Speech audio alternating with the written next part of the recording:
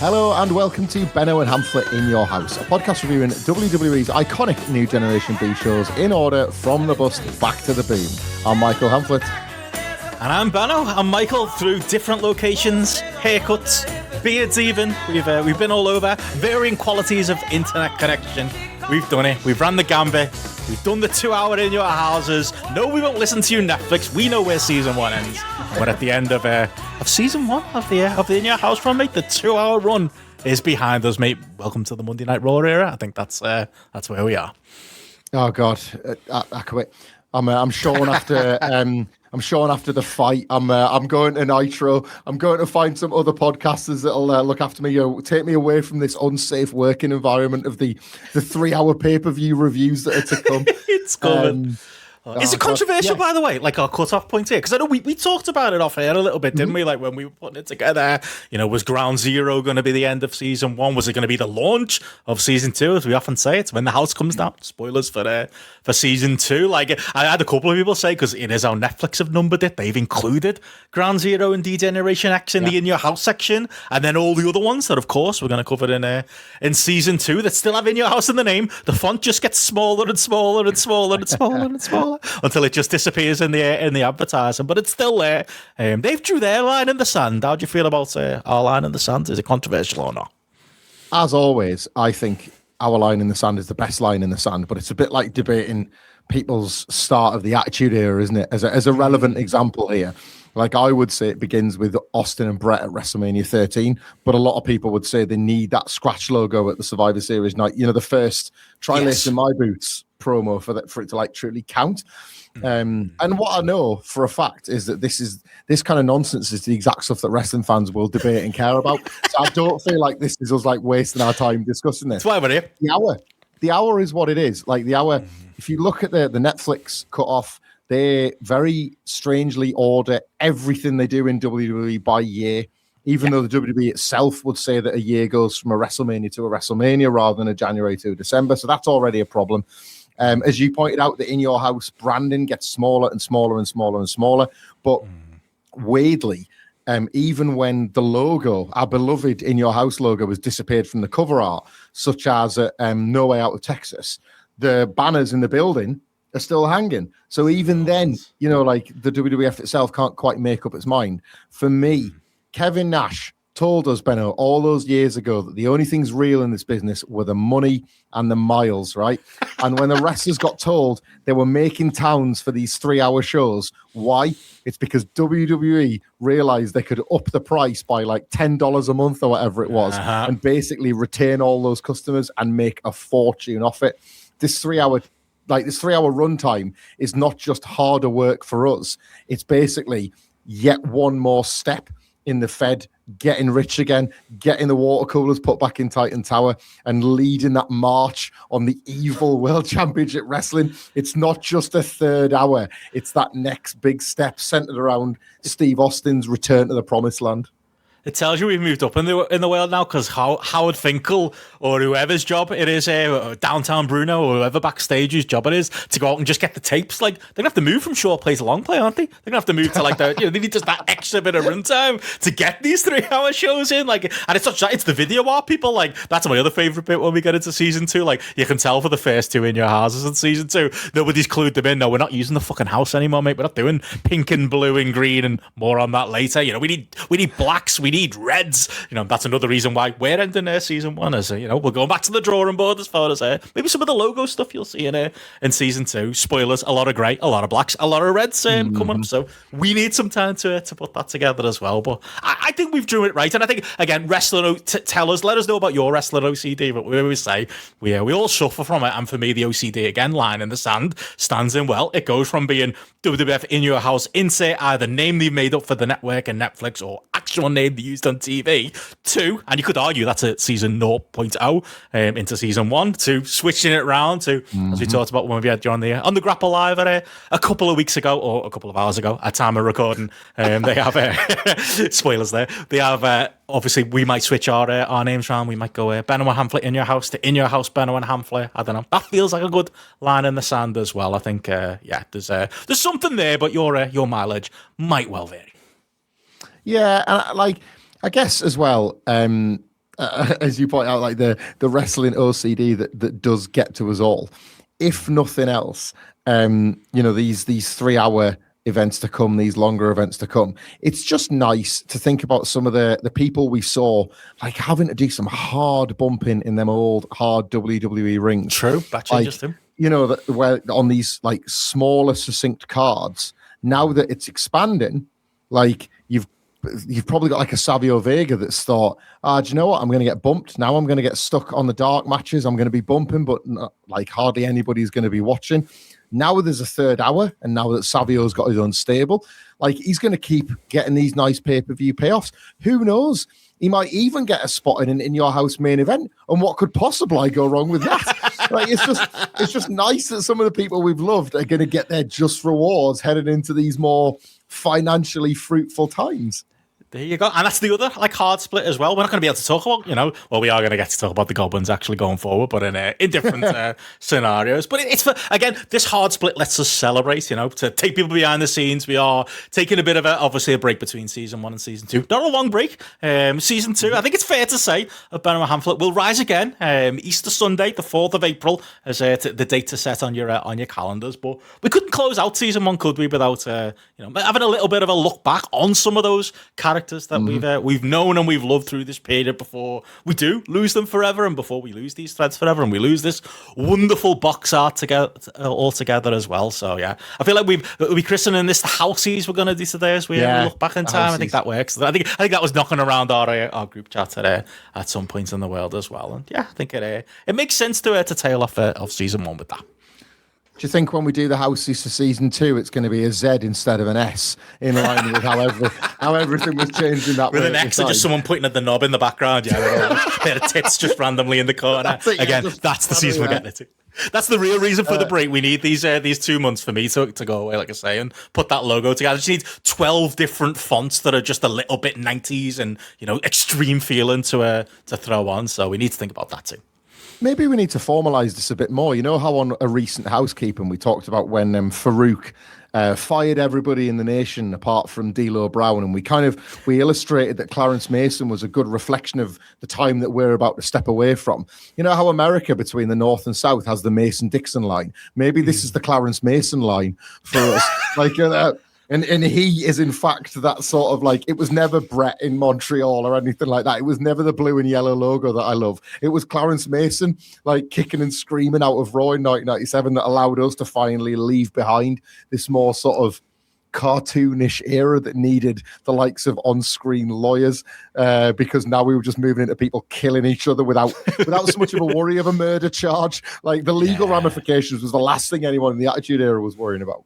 It's all going to get very, very different going forward. It's a different world we're going to be inhabit. And so, yeah, again, it's that mix as well between, child and almost teenage Benno Hamflett into, like I say, pointing at our knobs on the school bus in a wrestling way, in a nice way, and all that comes with December of 1997. But as I say, we will be back, obviously, for season 2 coming up on, like I say, Easter Sunday. Easy to remember to go forward. And there might be, I'll let Michael tease it out later, so keep an eye on the feeds. Could be a special delivery between now and then, where that kind of leave you're all wanting. But as we've said, Michael, you've put together this first initial Houseys to go through today, and I can't think of a better way to remember the past and to look back on some of our old favourites from this season 1 than to, like I say, award them in categories and do them in a very both what culture and grapple pilled way.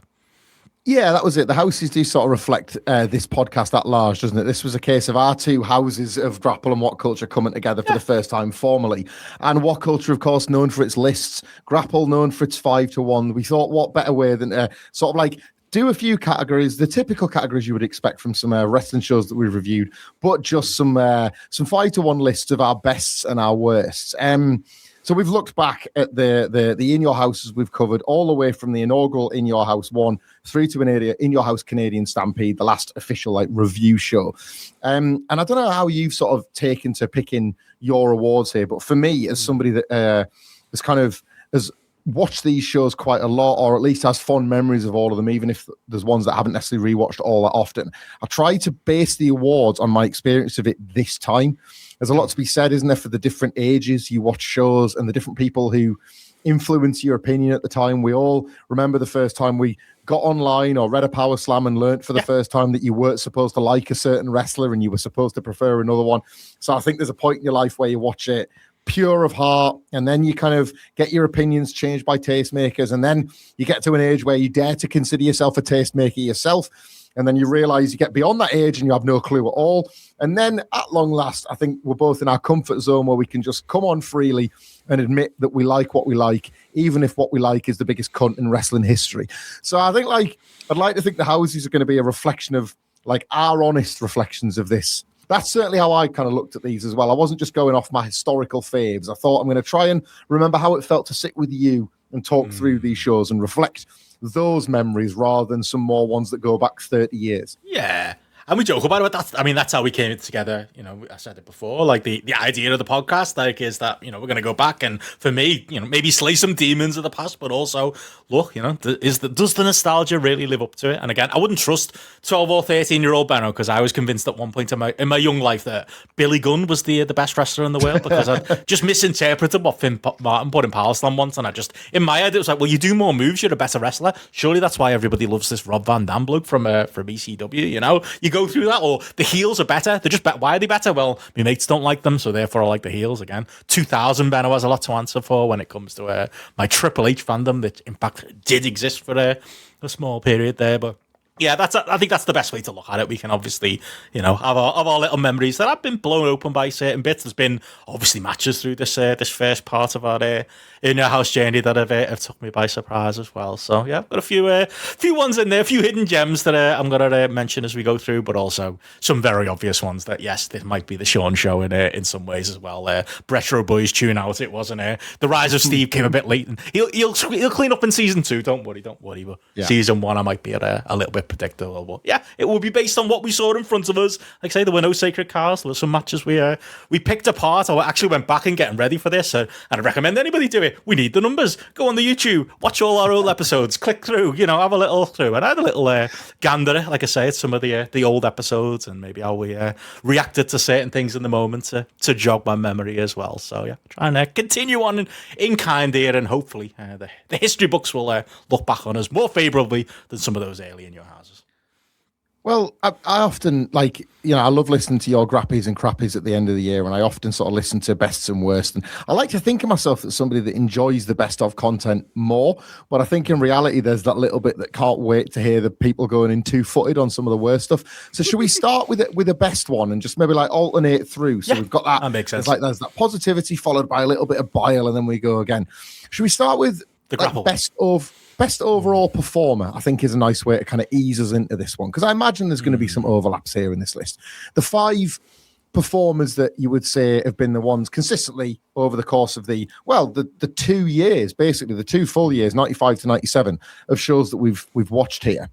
Yeah. And again, my 5, I've tried not to just base around necessarily who was having a good period in their career. I've really tried to look at how I felt about the shows at the time, and it's why sneaking in at number 5, I've already name-checked him on the show, is Savio Vega. I was so consistently impressed with what Savio Vega offered to these cards, to what he kind of contributed as a, like, I would argue in 1995 and 1996, the WWF undercard was like held up as this sort of barren period for wrestlers. If you look at the Royal Rumbles, there's always conversations about how they needed Dory Funk Jr. or Dick Murdoch or Amari or these like out of nowhere special guest cameo wrestlers because they didn't have 30 to fill the Royal Rumble with. And yet on these like sort of shorter, smaller cards, Savio Vega was like Mr. Consistent. He didn't necessarily need to have a storyline that was cooking. He didn't really need to go over all the time. It didn't look like his matches were infested with politics, as we're going to get to in some of my other categories. I just loved him. And I think and he's going to pop up in like my best match category, which isn't a requisite. But when I realized that he was going to feature there, I almost felt like I'd be robbing him of not getting that last 5th place. Yeah. Same kind of thought process. He didn't quite make mine. But you think of somebody that came and went pretty much like in that run. And obviously, like you say, there's some Savio Vega to come in season 2, but it's a very different Savio Vega than we had in season 1. But like and obviously he was around as well before. There's Kwang and, different incarnations as well. But, we pretty much saw the story be told, didn't we? As Razor Ramon's mate from the streets coming into the WWF into, part of the nation and now about to start his own gang coming up in future editions we're going to look at. But you're right, in between that, he was a consistent of the undercards as we went through these in-your houses. It was always him. And then when he went, even in the undercards at times, having given Steve Austin, spoilers later, one of his better matches there that we got to talk about it here as well, like a massively memorable one thrown in there too. Like, I can't argue with it. I think Savio is if you were going to pick, if we had the category for best overall, not main eventer or undercard guy or however you want to say. I mean, Ahmed Johnson might sneak in, Mark Mero might sneak in, but again, he's one we maybe went in with the attitude of, why did everyone hate Mark Mero? And then came out with, I can see it a little bit more why people hated Mark Mero. Savio kind of stayed at that same level, so can totally see the argument. In at number 4, and I've just got a sense that he's going to feature in your list as well. And at this point, I'm not even going to do it through gritted teeth. I'm going to do it with my hands up because the fucking dead man came. He didn't just come good in 1996. He's my 5. I'll throw that in now. I'll tell you now. He's your 5. He didn't just come good in 1996. He started to come great. And as I at least felt, I kind of had this realization as we were recording Canadian Stampede. That man is the 1997 In Your House MVP. In all the ones we've covered, he doesn't put a foot wrong. It's about to get better in season 2, if you can believe it, with his upcoming matches. Everything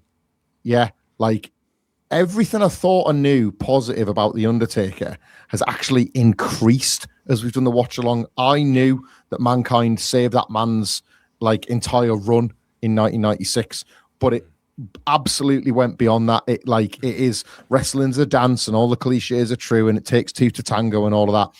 But The Undertaker took so much more than I even remembered from that Mankind feud, and he was able to extend it to others.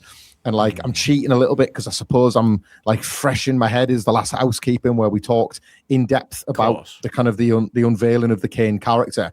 But what this rewatch made me realize is that in itself isn't as successful with the way that The Undertaker humanizes every single bit of his presentation. And that's from bell to bell. That's in terms of how he carries himself. How much fun has it been to watch him storm to the ring? How many different Undertaker entrances have we seen?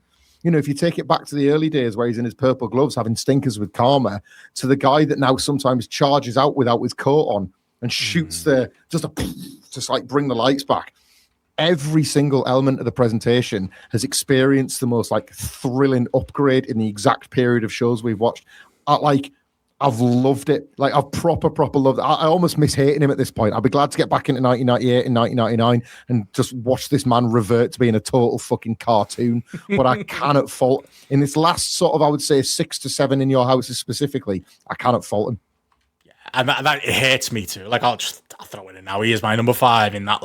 I really did want to make that argument for a Savio Vega or an Ahmed or a Mark Mero or somebody like that, because I really don't want to admit I like The Undertaker.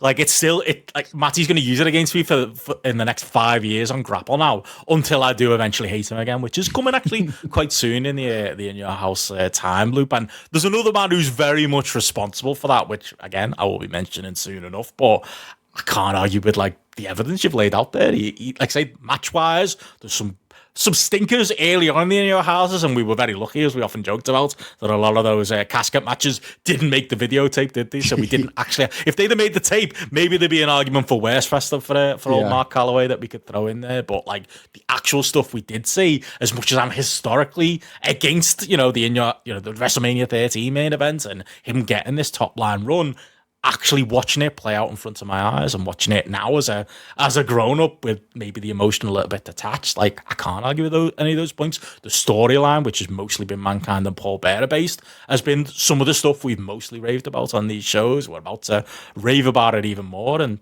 the work is there too. Even the promos are there. You said recency bias, some of those promos in the last couple of In Your Houses, that makes it in too. And with a grudge and respect, he has to be in that top 5, I think, at least for this period. Number 3, because I wouldn't have been able to live with myself if I didn't include him. And we've said this before, every single time you think, oh, well, the golden era is dead, he kind of gives you another golden era, but I really think now the golden era might be dead. So now is the time to give Ahmed Johnson his final bouquet of flowers, because watching him has reassured young me that I was right to think that you should give the world to Ahmed Johnson. You know, there's nothing worse than like, it's a bit like an album that you loved as a kid that you then share with people when you get older, and even you don't think it's as good as your memories were. I had such a worry with that with Ahmed, and he's another wrestler that has sort of, the rewatch has added something new. I've loved sharing, like, I've loved that me and you have shared like anecdotes about how much we loved Ahmed Johnson, because it's made it feel like the universal experience, and I've rooted for him all over again every time he's come back from injuries. And I've found myself like getting angry at the wrestlers that were very clearly holding him down, holding him back, or tacitly burying him, because of course you don't want to get hurt getting in there with him. But I thought when you saw a star, you were supposed to get behind that star and help that star help everybody make money. And Ahmed Johnson, I still believe, is a guy that could have made everybody a lot of money, but one too many wrestlers just said no. And that was as much the reason why his motivation eventually dipped and the whole thing fell apart. What we have witnessed is like, it's the premium Ahmed era. And I can say with confidence, other than the one time where we'll see him in his nation gear, we can confirm for definite the premium Ahmed era is definitely over.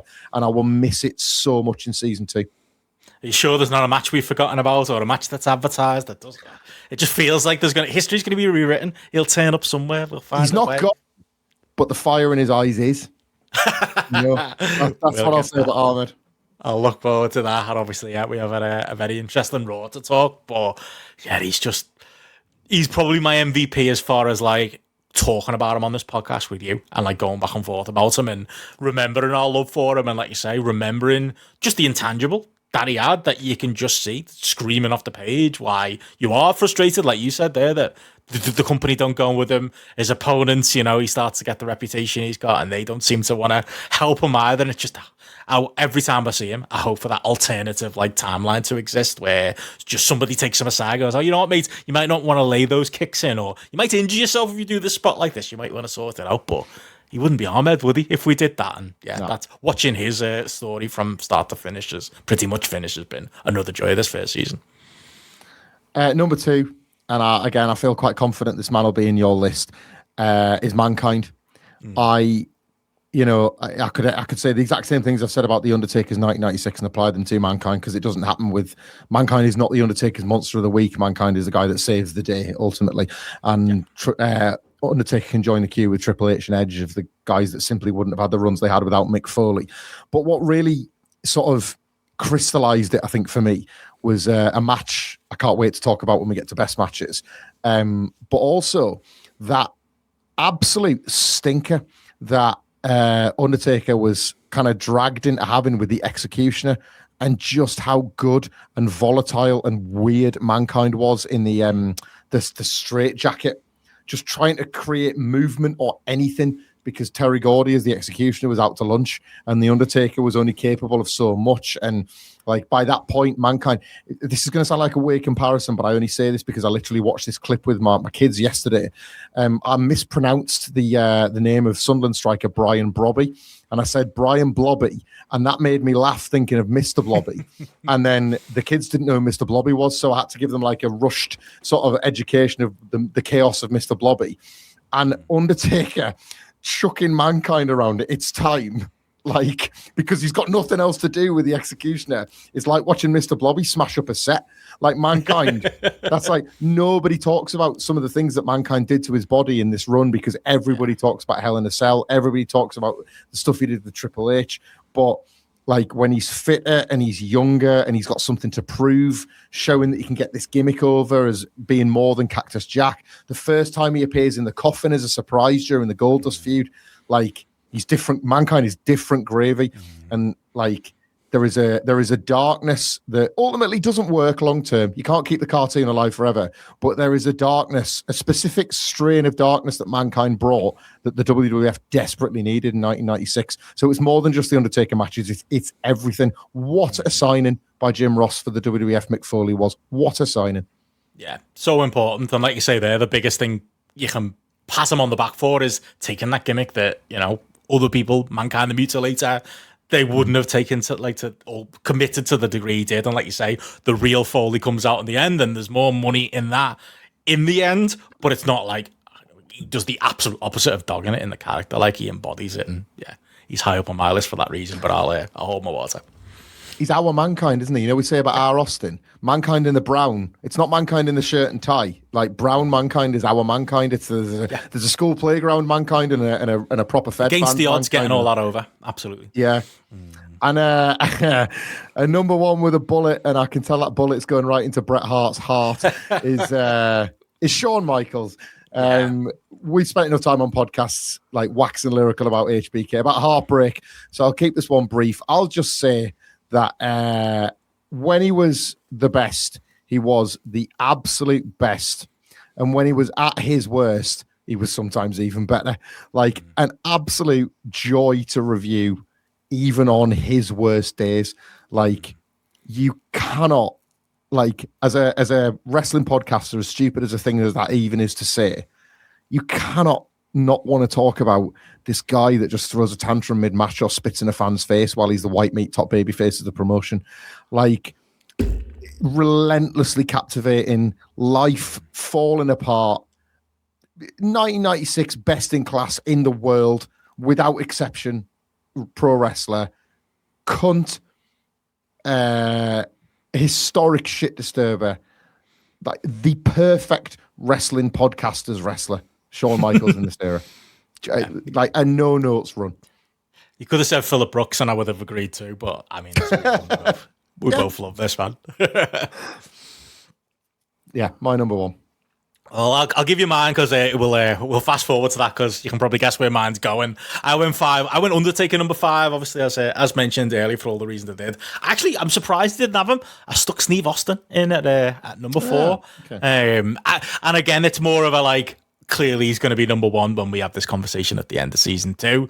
But it's the late run. It's the late, like I say, maybe not from a matches point of view on these In Your Houses. Like the Brett match, flattered to deceive a little bit, and we were both very disappointed on that side on that one.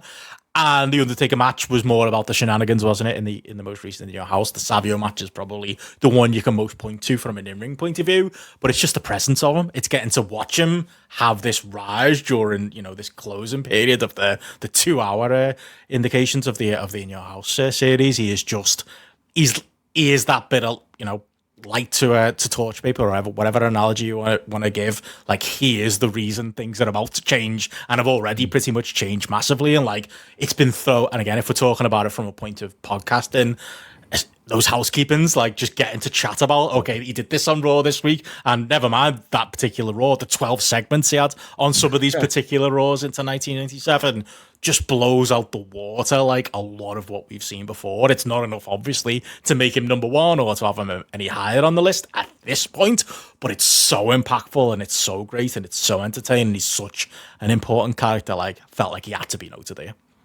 Yeah, no, that's fair.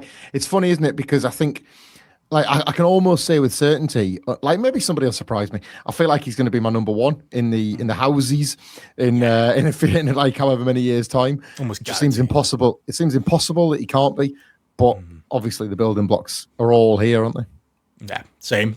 For 3, I have Bret Hart thrown in there. There's a little thing for the Bret Joe boys. I think he's got 2 cases, Bret, as far as like this In Your House run goes. Again, similar to Steve, it's the character stuff, like in recent vintage, as we close out the first season of, again, like he is a lot is made, isn't it, of like, you know, Steve Austin wouldn't have been Steve Austin without Vince McMahon to play off, that I'm sure we'll get into in season 2. But like, Steve Austin wouldn't be Steve Austin without Bret Hart to play off, and the amazing character work Bret has done in these last few In Your Houses. But, you know, there's a gap in the middle, which again is a reason why Bret is a little bit lower on the list than someone else I'm gonna mention here, where obviously he leaves Shawn out to dry to carry the bulk of 1996. But it can't be forgotten, those early In Your Houses. Like, it was okay, who's gonna who's going to carry the workload on these early in your houses? It was like alternating, wasn't it? Some months it was Sean and then it was Brett, and as world champion, and in those early in your houses it wasn't all great. The Diesel cage match was definitely a disappointment, but you give me something as good as the Davey match, obviously, that we had early on with Brett there as well, and like it's the work that stands out, and the Hakushi match and the Jerry Lawler match, and like I say, it felt a little bit in those early episodes like we were doing our own retro at that point. Yeah. So he was the main character before the main character came, who we believe should be main character. But yeah, one for me that he definitely deserves mention in this 5. It's Brett, right? He's number 1 of every other list I've ever compiled. But like the rationale I had that I wasn't sure I was even going to need to use or not. The rationale I had for deciding to leave him out of my personal list here was that you're bang right about those early in your houses. The weight of pressure was on the shoulders of either Bret Hart or Shawn Michaels, almost in alternating shows. And if you think about Hakushi and Jean-Pierre Lafitte and the British Bulldog, Bret lived up to every expectation set for him. But I would actually say what did it for me in taking him out of it was that the times that he fell short were quite stark. I really didn't like the match with Austin at Revenge of the Taker. Yeah. The Diesel cage match was a crushing disappointment. It was every bit the disappointment I always remembered it at, and it's just nowhere near as good as their proper trilogy they have before that. He can't get a tune out of Sid, and Sean's just done it, so there is proof it can be done. Note that for Brett versus Sean, the podcast we do one day. Yeah, Brett can't do it. So yeah, like I don't disagree with anything you said. How could you? It's Bret the Hitman Hart, It's a mixed case, not a number 1 case, absolutely. Yeah. And that was it. I think when I thought about some of the biggest disappointments, it's not Bret's fault that you kind of go in hoping for the best, but you do it because he's the best. He's the best. And it's the curse of being a 10 out of 10, isn't it? Is that if somebody gives you a 9 or even an 8 or dares to give you a 7, you're like, where's my 10? And that felt like reflective of more of the latter end of the reviews we did than definitely than those early days. That's it. And like I say, I suppose it's more the character that has made this kind of argument towards the end of one. He's an unfortunate one. It's like there are definitely people sat out there who, like you say, wouldn't have him on the list, and there's probably people who'd have him number 1. Because if you take the In Your Houses in totality, maybe you could even make an argument. He's in that weird place, isn't he, where some of his best work is coming in at the close of season 1, and then we're going to get some of it in the open of season 2, and then we're gone, aren't we? And obviously he's having that WCW run that for some reason the Retro Boys don't seem to want to touch. So like some of it's like, again, if people are going to pick on us for not having him higher or on the list at all, some of it is like the timing of how we've split these off. But yeah, for me, I had to have him in there number 3. And then my top 2, stop me if this is boring, but same as you, mate. I went Mankind number 2, and I went Sean number 1 for the same reasons as you. Like, I think, obviously, like I say, we've just talked about it, but Mick is number 2. It's the work as a character. It's I credit him for, as much as I've given Undertaker enough credit to sneak into my list, like, it's actually Foley that deserves at least a chunk of that credit, or even just again, being the light that sparks Mark Calloway and gets him motivated to put a little bit more in. I think he's very much part and parcel of that. But yeah, give us one of the best matches that we're going to talk about when we get into matches in a second with the next man I'm going to mention as well. And he's delivered that too. Like as a 1-2, as a character and as an in-ring wrestler, like it's a laundry list of stuff across these first in your houses. And again, I think it's underlined for me doing this. And also we did a show over on Grapple looking at, the one giant year for Mankind and going through 1999 and going through his, and winning the WWF World title. Like it's just crystallized for me something I believed before, but something I've got the evidence to say now with my whole chest, how important he is to this era, how important he is as a character he's not Austin, he's not Rock, but he's the number 3 most important character across these years, and it's because of the work that he puts in. It's the connection he has with the fans, and he does it even in the dark days, right up until like his body's not quite with him, but he's still an important performer, towards the end of the boom period as well. So my number 2, but yeah, very similar reasons to you. And yeah, number 1, people know us too well. It's Sean, probably because it just cut to the chase. Sean, we're the Shawn Michaels Loving podcast, but again, it's a selection of matches. Yes, there are matches, early on in the run where if you went not just in your house for in your house, if you just did pay-per-view wise, there's Brett bangers. Absolutely there is. There's Brett TV bangers, some of which we've covered, some of which we haven't had the chance yet, but maybe we will if anyone wants to throw a 5-star match review in. But if you're talking pure Mr. In Your House, it's Shawn Michaels across this period. There's been a bit of a drop off towards the end, and the buddy cop stuff with Steve Austin obviously is dominating the TV, and obviously we're match wise we don't have much. Unfortunately, on the Canadian Stampede review, we didn't have a Shawn Michaels match to beat them over the head with, but. 3 of my top 5 matches of the period come from Shawn Michaels, and that Shawn Michaels 1996 run. Yes, it could have been better. It could have been booked better. There could have been better matches, but the matches that are there are still extremely high level. And obviously, you go back to the early stuff as well. As Intercontinental Champion there, how important he is. The tag team stuff with Diesel as well. When you talk In Your House 3, like he's just an ever present and is the main character of these In Your Houses, both from a character point of view, a push point of view, and I'd say from an in-ring wrestler point of view as well. Yeah, well, that's it. Yeah, no disagreement there. Where would you like to go next? Actually, category-wise, what do you fancy reviewing next from your list? Should we stay with the best, or do you want to do a worst? Should we do a worsty? Should we make ourselves feel better? I don't. Do you want to shotgun them 5 each, and then we'll talk about them, or do you want to? Go through? Do you want to do worst overall performers? Then should we do a contrast? Go on, we'll do that. Right. We'll go the opposite end. Right. Who's shit the bed? Going to be a lot of focus on the earlier In Your Houses here, isn't it? Right, this is 5-1, so we'll say this is 5th worst down to 1st worst. My 5, in at 5, Triple H, because it's only at the tail end he got China. Number 4, Goldust. Number 3, Billy Gunn. Number 2, our very own Davey Boy Smith, the British Bulldog. And number 1, I mean, I'd said it enough en route, hadn't I? It's Vader.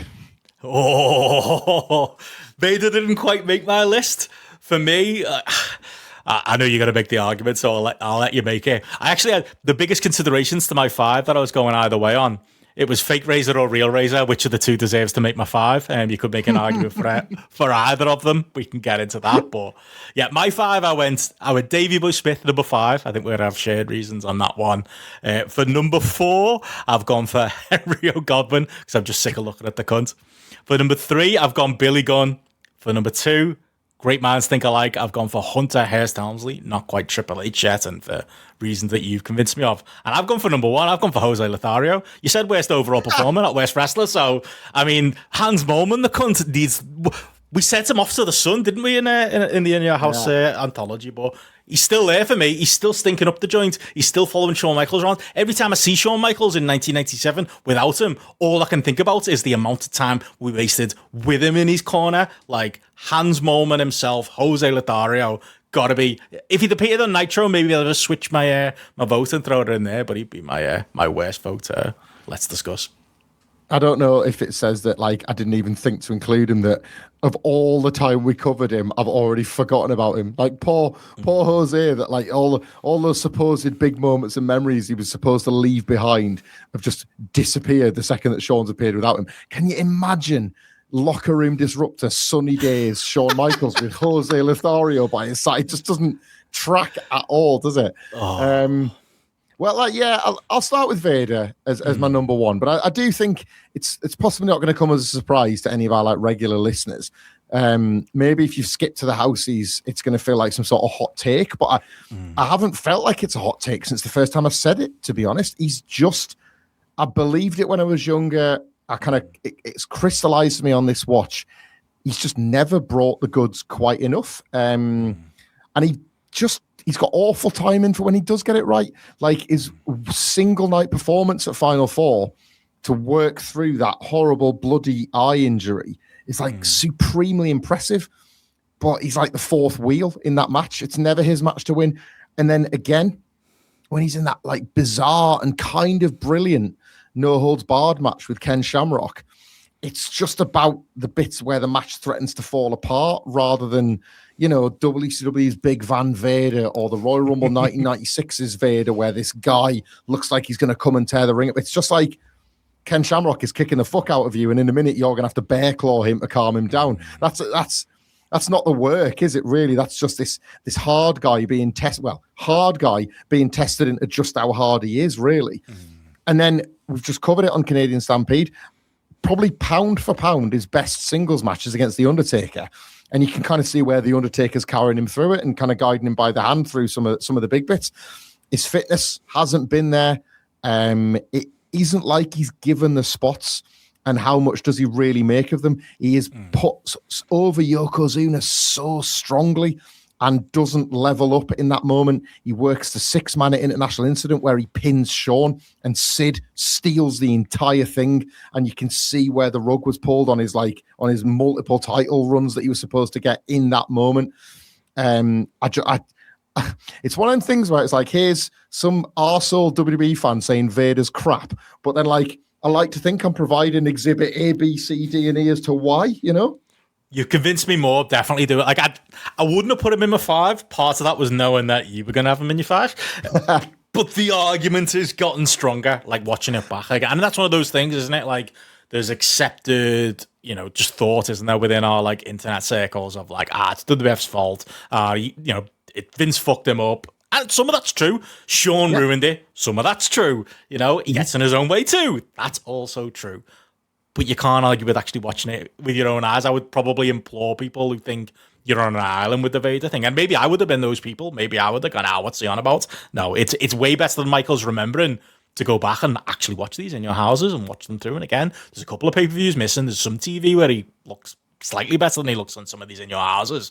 But he's just never at the races, is he? And like even when he is at the races, and there's a match there you referenced there that is in consideration for one of the other awards we're gonna get into as well for me, because when it's good, it still is good.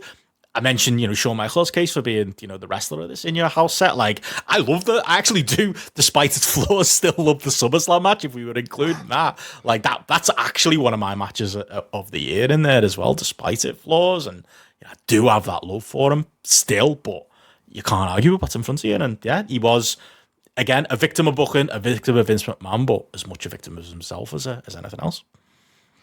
I mean, do we go there to our like Brit on Brit violence that I think we both knew we were going to share? It's not so much British Bulldogs slate of performances, though they're not great. It's that whenever he got the top spot, he couldn't have felt worse placed for it. The Diesel match is a disaster. The Shawn Michaels match, for a number of different reasons, is kind of a disaster. And then even when you kind of think him and Owen are going to be perfect together, and history is supremely kind to Bulldog and Owen, because you just picture them in your head as these like really funny guys hanging out with Bret Hart and popping each other, and the Steve Austin shaped crowbar that they'd beat him up with at that in that beatdown backstage. There's so much to love in your head about Bulldog and Owen, but that run, man, just like constantly working against heels. And Bulldog can't figure out what he's supposed to be doing out there. And it's constantly on Owen Hart's shoulders to keep these heel versus heel tag matches together. And like the 6-mans with Camp Cornette and that, where Bulldog again is just this strange outlier. And he's not had many good nights, has he? No.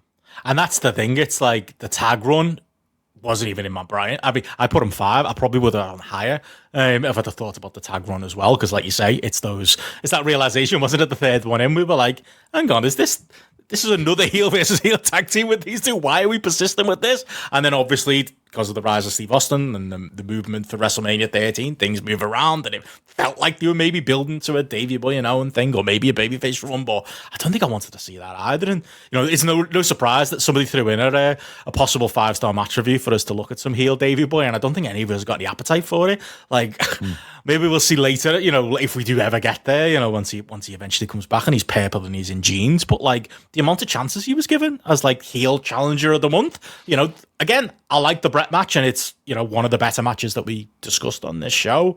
But that's a mirage, because, like you say, you've got him against Diesel, we've got him against Shawn twice. Obviously there's the King of the Ring match if you want to include that. It's just, and that, the whole Diana story, you can't divorce him from that, and all of the the stuff with Shawn there, that's terrible too. And he's just, I don't know what it is. And we looked at the numbers at the time, didn't we, as well? And it's just like, the numbers are down for the In Your House. Might be because you put Davey in the main event. Why did they persist? Why did they keep trying? There's definitely worse wrestlers that we could consider, but not worse wrestlers who were in the position that Davey was afforded through this. And, there's some Davey, listen to, grapplers, we talk about early 90s Davey, that I've got a lot of time and love for, but this mid-90s Davey just isn't it for me.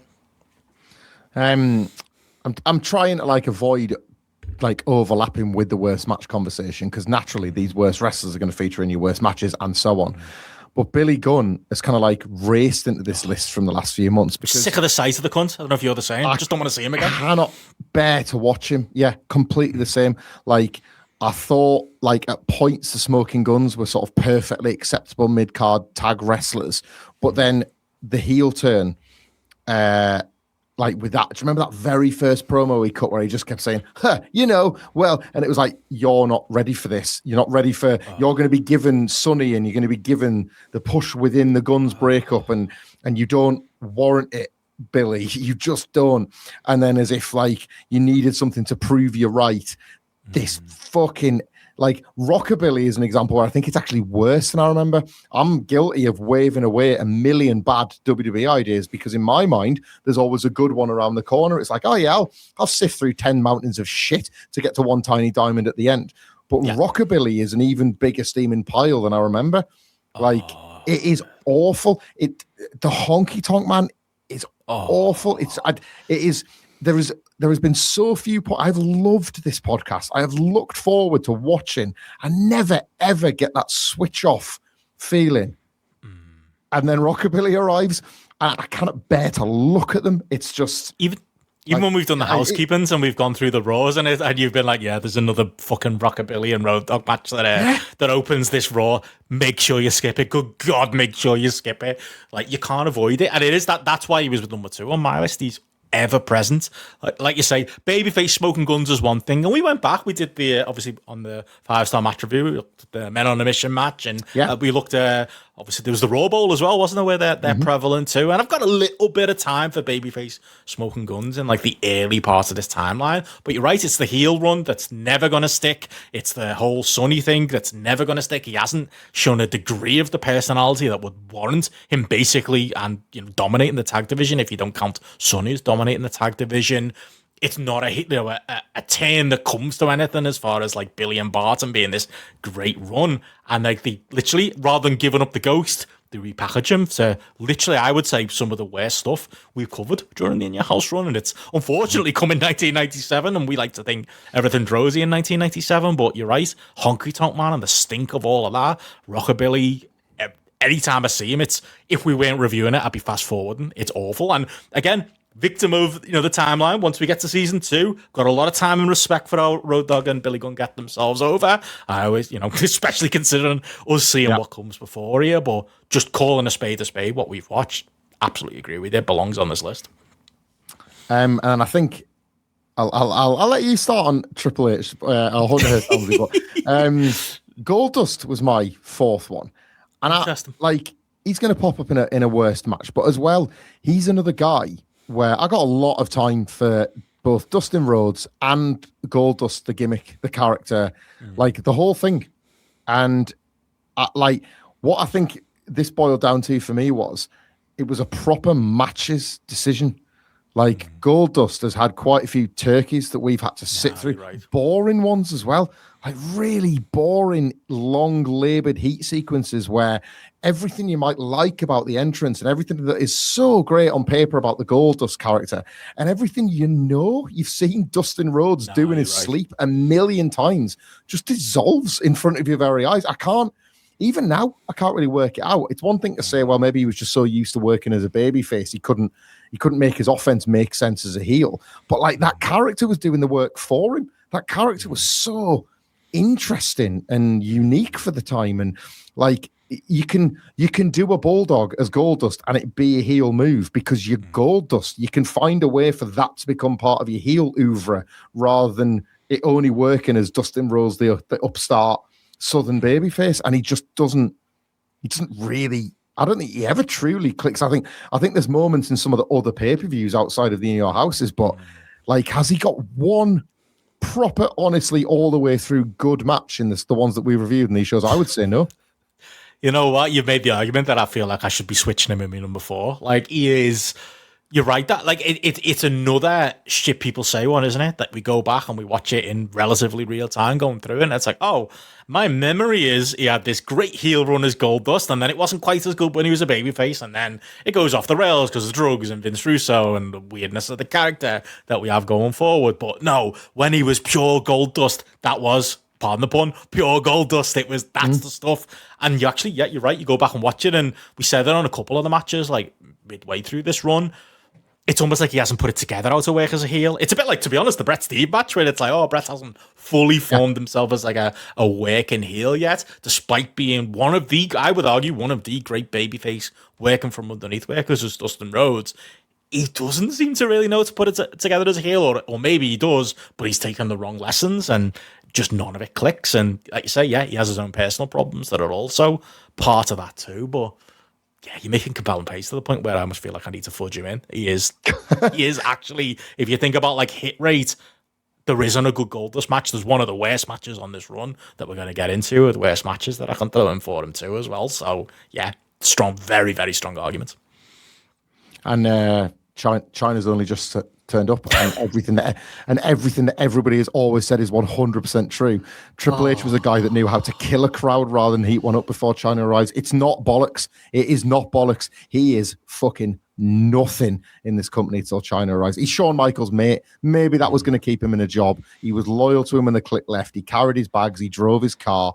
But like as an actual performer, the fact that he gets China and Mick Foley in the space of 3 months, like, is once again Paul Levesque being the luckiest guy in every room he walks into. Like, changed his life, those two people. He is just, and I think, again, recency bias, but like going back, look at the Canadian Stampede, just looking at the difference in the match when Hunter's on offense and then the difference when Mankind is bumping for China. Like, it's so much more interesting, isn't it? And that sums up, like, is run during this. Like, and there's been bits where I was a little bit more favourable than to you. Was it which match was it? Was it the Austin match? Where I was kind of like, so some of his heel work here is pretty good, and you're like, no, but it's still fucking boring, isn't it? Like, it's him on top is still fucking, it's just wet wipe fucking, generic heel in the mid-90s stuff. And maybe it's from your wrestling training, it makes me grudgingly respect the workers worker that is Hunter during this period, but he's just a big old nothing until China turns up. Like, there is nothing going on there from a character point of view, from a match point of view, really, outside of little, skip bits there that I did end up. Oh, was it maybe the Mark Miro match? Yeah. Was another one that we kind of went back and forth on. But like, it's the overall, isn't it? It's he is one of the ever presents. As we often talk about on these shows, the whole stuff about, they couldn't punish any of the members of the clique, so they punished him.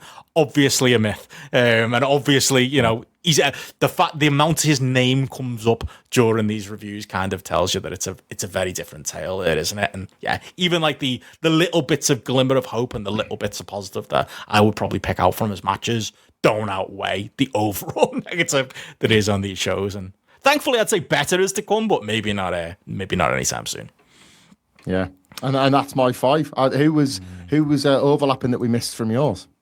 The only one, like I say, Jose Lothario, like I say, number one in there. Yeah. If you're going to pick another real wrestler, maybe that's how Goldust sneaks into my list, and you throw him in there. But like, overall performers, like, because that's the fun thing, as far as great performers go, we've had a lot of great managers actually during this period. You think of it, you joke before, Clarence Mason. I really enjoyed the minimal screen time he got. I think he always made the most of it when we saw him. Sonny, yes, they made the tag division about her, but despite some of the people she was paired up with, she was always compelling. Jim Cornette felt like a bit of a, something from the 80s or maybe earlier 90s than even this, but a good performer. Even he couldn't do anything with Jose Lothario, could he? Like, he was just a gigantic nothing in glasses. Like Shawn, literally, we cut the promo where he's sat on his couch and as soon as the cameras go off, he's digging him in the back and he wants him out. And maybe that says more about Shawn than it does about anything else, but it just begs belief that the Shawn Michaels World title run at this knocking around behind them as well. So yeah, I had to include them. But if we're talking pure wrestler, maybe you could throw Goldust in there as well. And yeah, outside of that, just a couple of honourable mentions to mention. Like I say, I was surprised the real Razor Ramon didn't make your list after everything he did with Dean Douglas. Having a word in a bit. Yeah. Who's got the better resume? Fake Razor or real Razor? It might be on a razor's edge to use the pun. I think my defense of I think I've been kinder to Fake Razor as a result of that Housekeeping episode where I went big on Jim Ross than I was to shoot Razor in some of those 1995 matches, which wasn't something I'd be expecting to say. but fake Razor and Diesel just becoming a standard tag team and challenging for the belts is like a personal low web that was even allowed. Awful, just bad stuff. But like we're snapping that out of our memory. We remember the Jim Ross promo, and we don't remember any of the rest of it. So he doesn't get in. I did have a write-in vote for Al Snow / Leaf Cassidy, more Leaf Cassidy than anything. But again, I couldn't make a compelling argument for him. And like I say, I knew you'd cover Vader, so he was in there too. Shall we switch back to best? Should we do best overall show next? I feel like the match is what we should say for the end. Now, this isn't so much an honourable mention as it's not only the number one show in the podcast we've reviewed, but the number one show in all of life. And that's 1997 Raw is War, Benno. And that's not even just the best overall show in wrestling. It goes 1 to 5. Everyone's got an order, and it's okay to have an order. You can either have Sopranos and Wire at 2 and 3 respectively. You can choose, and then it's 1997 Raw is War number 1. So that we'll get that out the way from jump, and we'll stick to In Your Houses from here. My five is In Your House Buried Alive. Number 4, Cold Day in Hell. Number 3, Final Four. Number 2, In Your House 2, and number 1, Canadian Stampede. This is so funny. We're almost exactly the same, but in different order, with one exception that I did actually consider making myself. So number 5, I think we do this when we do grapple ones. Like I always like to throw my last one, when we used to do match of the year, we do like your 10th one was more like you couldn't really justify it being number 10, but it was one you wanted it on the list, you wanted to talk about it, you wanted to include. And I know a lot of people do that with their top 10 movies of the year. But Cold Day in Hell, just because I enjoyed talking about it with you, mate. We had such a fucking great time on that podcast that I had to throw it in number 5. I might not be able to make the argument for it. I'll make for some of the others here. But number 4, Final Four, didn't do that on purpose, but it works quite well. Number 3 might be one particular match that brings it in, and you might argue with me on some of the other matches that are on the show, but I don't care. I love the box art. Good Friends, Better Enemies is my number 3. Yeah. Number 2, Buried Alive. I think that's one where like the time we had recording it and talking about it matches up with the quality of what we get on that show as well. So that's me number 2. And similar arguments, same number 1. Not going to be a surprise to anybody. I threw in Canadian Stampede as number 1. And yeah, I'm not sure I agree with greatest WWF show of all time, but best In Your House, at least to this point. I think that's a conversation we could probably have. Yeah, I mean, it's so recent that it's almost pointless us like going over again the reasons we share for why this is as good as it was, and you've got us in long form with Matty and Gareth. But I think the thing for me, and this is a bit of a spoiler for some of the stuff to come, I could go my whole top 5 matches and not feel the need to include the big one, the big Canadian Stampede match. I sort of forgot it when I was doing my first draft, and I was like, you know what, I'm going to leave that out because if it wasn't there as a gut feeling and I've managed to arrive at 5 other matches, so be it. But as an experience, what an incredibly unique and like such a worthy offering from a company that was still going to give you these like unfinished, half-baked shows where something like we're loving 97, and as you pointed out, there's still loads of rockabilly. Like they even edge off the shit for Canadian Stampede, don't they? It really is sort of perfect as it is, even when it's got to be greater than the sum of its parts. Everything delivers. I'm crushed. It's the poster boy for a modern WWE pay-per-view, isn't it? You don't need more than 5 matches, just quality over quantity. It's like Triple H just trying to recapture that glory over and over again on repeat. Send the stars and make it good. As we learned, it's because it was the first show we ever got over on, so it was like, right, I'm just going to do that again and again. I am gutted. I am gutted, Benno, that you've not found a place for Jeff the pay-per-view In Your House too. It was a consideration. It was. I love it. I couldn't wait to. I joked at the time on that podcast. I remember being like, you know what, I'm good. You can take over this with somebody else. You can do Benno and Bushby In Your House, or like Benno and Matty In Your House. Because I found it was all a long con just to get to In Your House. Yeah. I found one sucker that would be willing to sit down and review that show with me because it never gets any love. And what an experience. Everything about the presentation of the Jeff Jarrett. There's almost something that perfectly Jeff about the fact that the fucker gets an entire pay-per-view dedicated to him and he walks out halfway through it. But it's also got like the best you were going to get out of Diesel and Sid with that lumberjack match. Remember Lucha Diesel? Remember when he like flies onto all the lumberjacks and stuff, and you got like 50 guys out there just to try and make it something to look at. And we're going to get to the match later on in this podcast. I love it. I love it with all my chest, basically, and reviewing it. It's one of my favorite WWF shows ever. In Your House too. It's got Kid and Road Dogg with that top rope pile driver, second rope pile driver finish in the opener as well. It's offering a lot In Your House too. It was very close for me, and I was thinking, am I making the argument based on one match?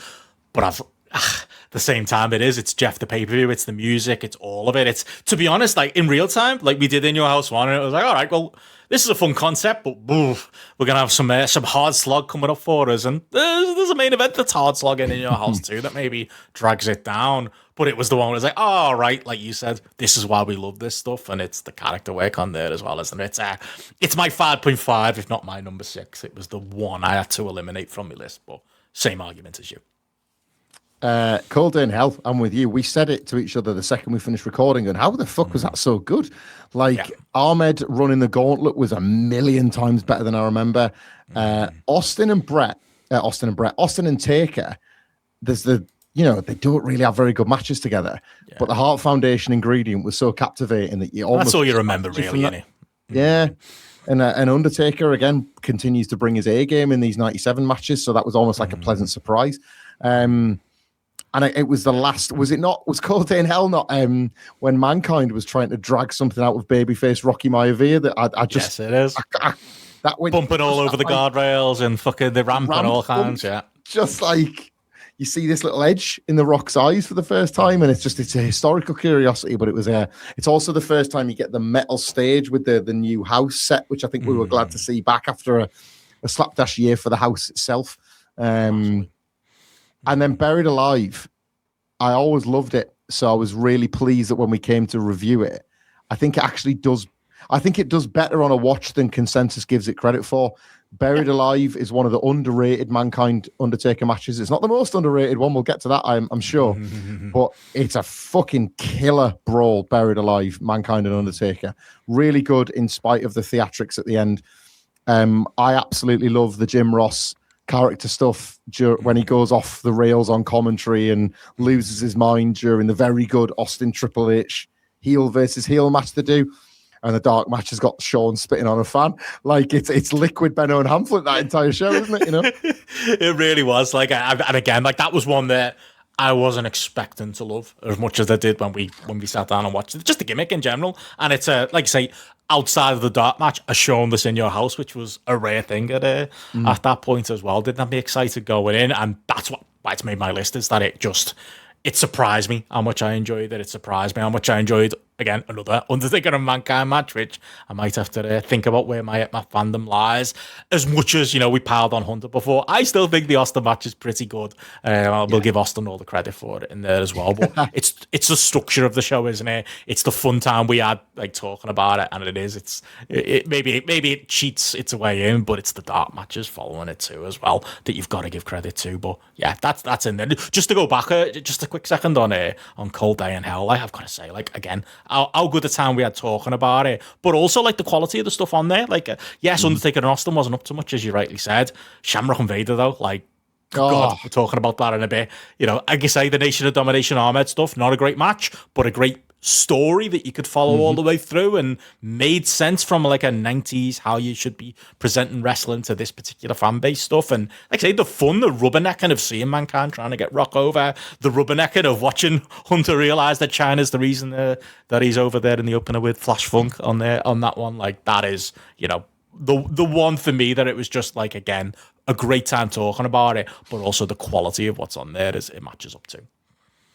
And like Final Four, it's not sort of it's not quite a one match card. It's close to it.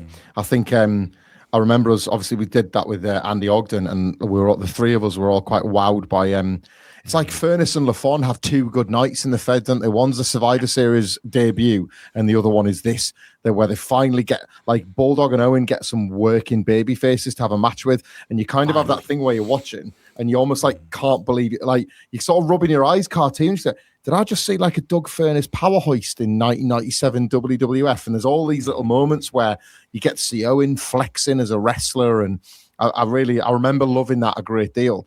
And there's like a sort of, there's an energy to the changing face of the WWF that carries the undercard. Like Rocky Maivia and Triple H isn't anything special. The Nation fight like a proper makeshift group of losers as baby faces. But it's just the fact that like 1997 is happening to the WWF, whether it wants it to or not, to use to paraphrase that Wembley fan. Like it's like it can't stop the wave of Austin's momentum, and people are starting to latch on that Brett's kind of being a bit of a twat. And Undertaker's becoming Undertaker hits Vader with that massive dick shot. Like, what's the Undertaker doing, punching people? And things are changing, and that sense of change just like rips through the show, and the energy's really good for it as a result. Yeah, I mean, it hasn't fully dominated my list. 1987. I don't even think it's recency bias though. 3 of mine are 1987, but it is exactly that. Pinpointing like where just things get interesting as far as resetting characters and, you know, the fan base expectations changing and all of that just makes it more interesting than you could put. It'd be a great test. You could put these exact cards on In Your House 2 with whatever gimmicks those guys were doing in Your House 2. It wouldn't be as interesting with it, or, you know, a little bit later In Your House. It's something about the time period that makes, things that we might have rated a bit lower, just that a bit more compelling. That's all our overlaps, isn't it? I think so. I good friends, better enemies in there. I don't know if that's a controversial one for yourself or not. Obviously, the main event, more on that in a little while, is the big reason for me. Again, Jose Lothario couldn't kill it for me in there as well. There is some shite on the undercard of this one. I can't, defend Ultimate Warrior Goldust, and I'm not about to in a moment. Vader and Razor Ramon is just notable for the fact that obviously it's Leon going over Razor there as well. But there's just something about watching Ahmed Johnson and Jake Roberts as buddy cops in the undercard there as a tag that's a big part of it for me as well. But it is mostly about the main event. I can't deny it, how good that main event is, how invested I am in Shawn Michaels, new WWF champion, and similar to 1997, it is just watching that change in the guard, watching us getting going with the proper Shawn Michaels era, starting here with that pay-per-view is the reason it sneaks into my list. But yeah, had to get mentioned. Shall we start slinging some arrows again and potentially slaughtering a few sacred cows here? Shall we move on to the worst overall shows then? Oh, this will be fun. The direct contrast to the ones we've just talked about.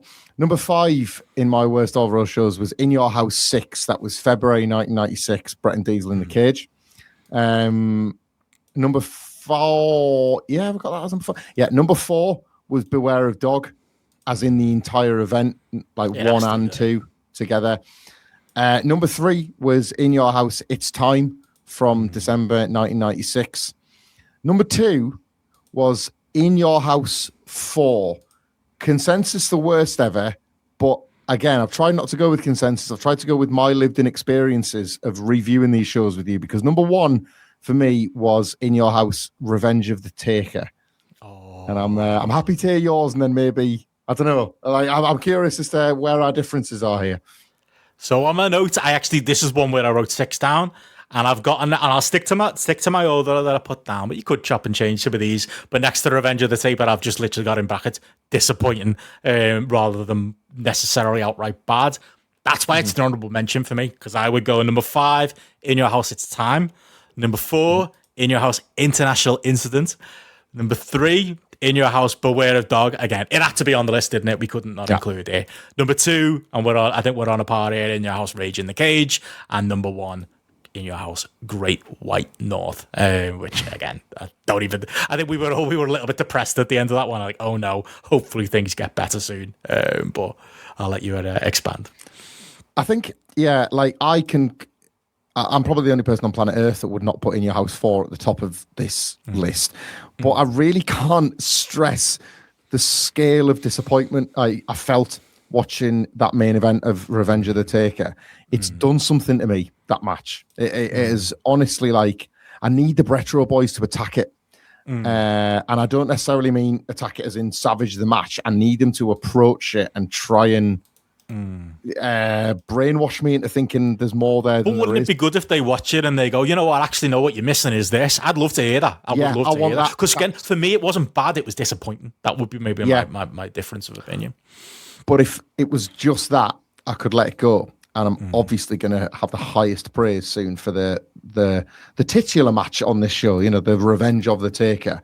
But Christ Almighty, those finishes in that LOD Bulldog and Owen thing that ends, it goes so long and ends with Brett running in.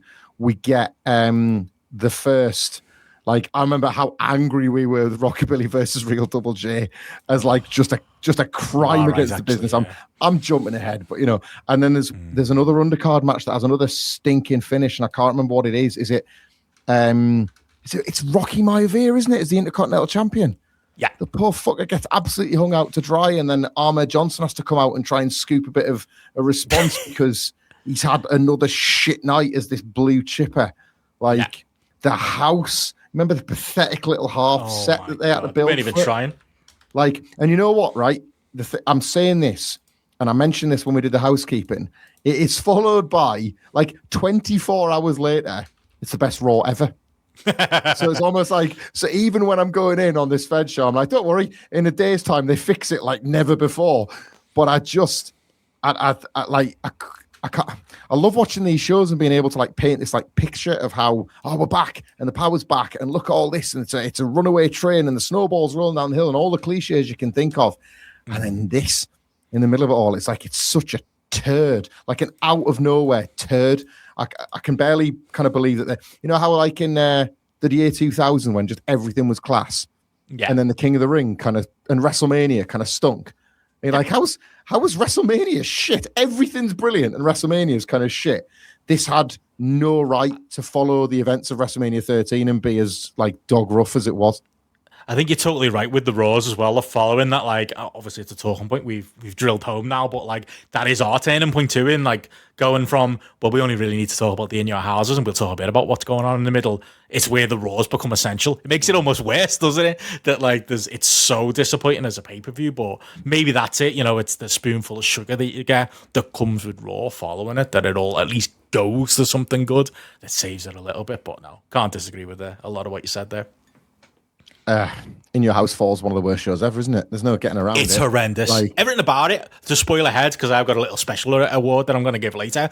It starts with the box art, doesn't it? It starts with the fucking Australian flag or whatever that's supposed to be. Like, it's supposed to be the American flag merged with the British flag. Like, you know you're onto a loser there. And it's a funny one because it comes at an interesting time in our, like, In Your House coverage. Like, you know, the first few In Your Houses have done pretty good, like, numbers-wise. Like, In Your House 1 and 2 did all right. Maybe there's some legs in this concept, and it's just, it bottoms out then. At that point, and I'm not blaming Davey, but I'm also blaming Davey. I think that's I think it's fair enough to throw the blame at his feet, and it continues on through the late 1995 as well. But it's just shit. There's nothing there. There's nothing positive you can say about that show. There's the Razor Ramon D. Douglas, obviously, that I'm sure we're going to rip into in a moment. There's, of course, when we talk about the main event that you can throw in there as well. But it's the rest of the undercard too. There's nothing, at least on the other cards that we're talking about. You might go, well, Savio Vega pulls one out, or someone else pulls one out in the undercard. It doesn't have that either.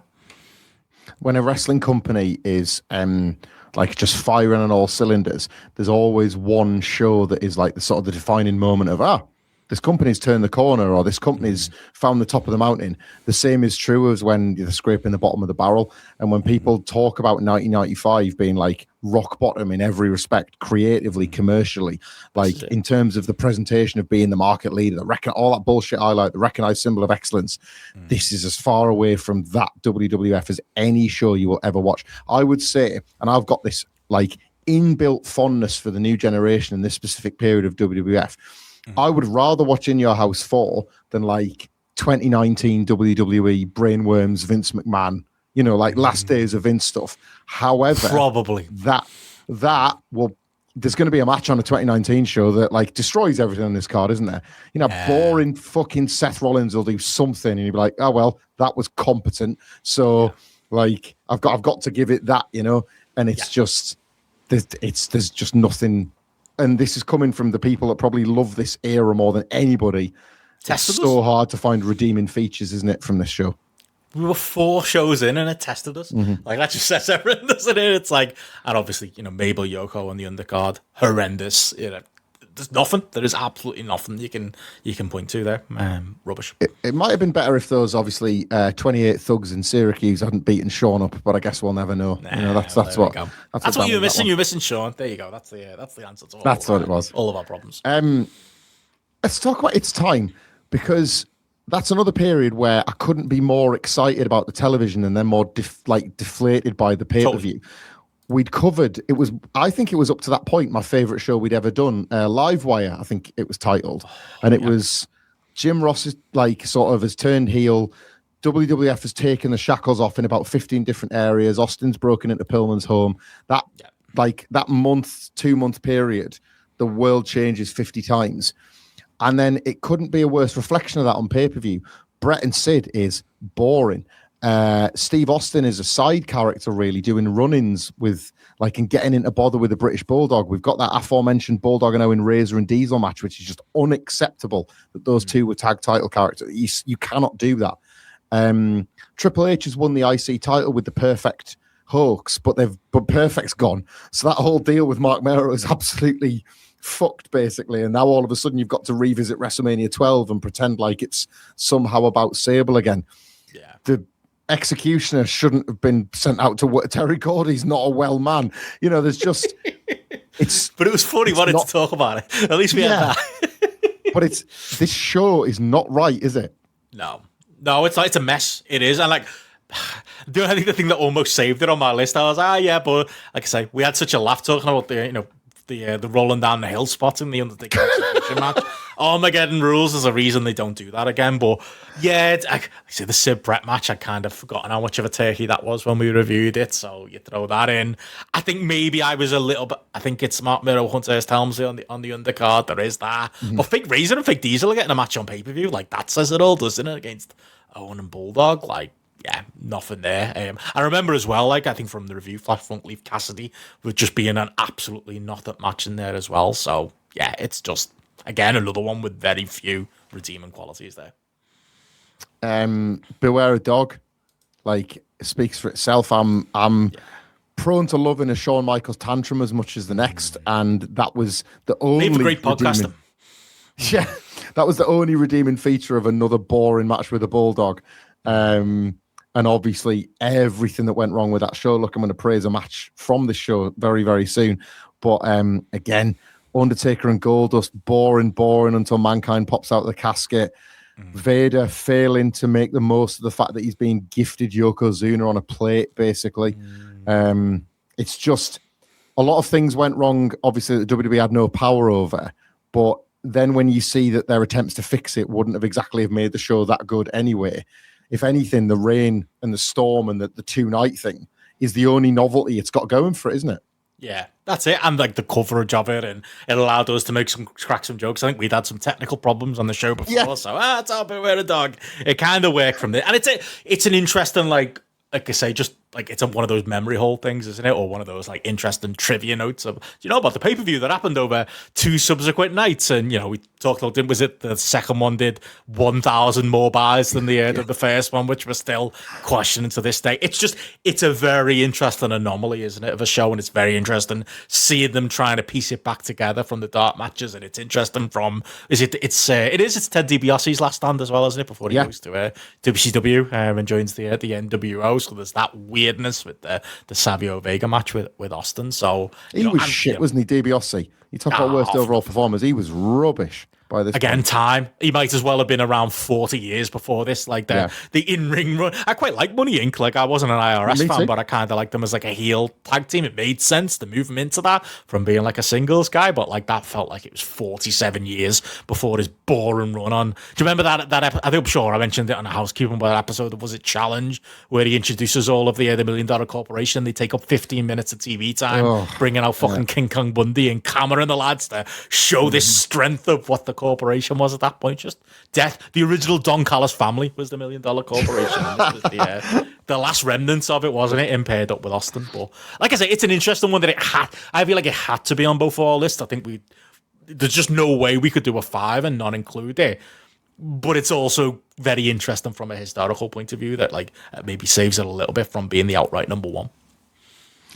I think it appeared on both our lists, didn't it? In Your House 6, Rage in the Cage. Yes. Not good enough by half, really. Like Razor and the Kids payoff being a crybaby match is dumb. Brett, like it's a poor match, and I know that like the stories that are there about Brett being quite frustrated that he was yet again being overlooked. I understand that frustration, but is it not the measure of being the best is to just force that standard to exist regardless? And I don't know. I'm not. Hamflett said it, not me, Retro Boys. I'll fight for Brett till the end, but like I do like the Kevin Nash story of like Undertaker piping up and going, "Motherfucker, not everything's about you," and like it's a funny story, isn't it? Of just is that the point where Brett's got the lip on and thought, right, I'm going to work at house show speed against Diesel and show them that without me he's nothing or whatever, you know. And you know, it's the start of Brett's 1996 is poor, isn't it? He has a dreadful match with the Undertaker at the Rumble. Neither was like the Iron Man match, so it's in keeping with Brett's form for those 3 months. It's very house show. Yeah. Jake Roberts has got his fucking green t-shirt on, and I don't know how he's gone from looking like a returning god at the Rumble to a piece of hairy shit in like a month in that match against Tatanka. It's this. I know we keep saying this. Was this the card with the Mero Triple H? No, it can't have been, can it? Because Mero debuted at WrestleMania. It's Hunter Duke Dumpster Drosy. It's we're just sad that he beats Duke Drosy and sends him off to a trash compactor in the sky. Drosy has that one good month, doesn't he? We quite like he's got a bit of. He's realised he's got a payday and he's trying to turn 1 into 2, isn't he? Like if we had a 5-1 like cult classic members of the Benno and Hamflett, like we should have like a Hall of Fame of those guys. It's Savio Vega, it's possibly Ahmed Johnson, it's Duke the Dumpster Drosy, isn't it? Like these guys that deserve more than they get from the actual booking. Always had a soft spot for them. But yeah, that's on there. Like I say, Yokozuna Bulldog's on there with the bullshit DQ finish. Yeah. Like that was a real low point as well. Sean Owens, the only nice thing you can say for that show. And I will. Give it a bit of time, and I will. There we go. Did you have any others that we haven't discussed? No, I think was there any that were left hanging from you there?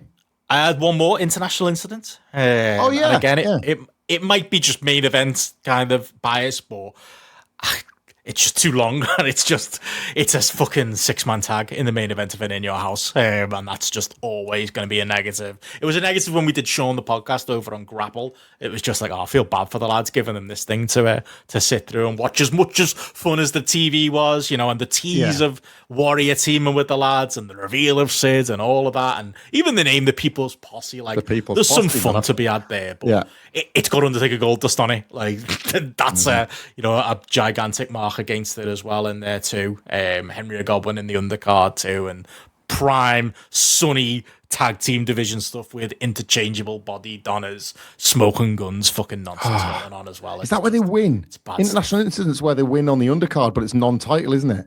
Yes, that's the one. That's the one.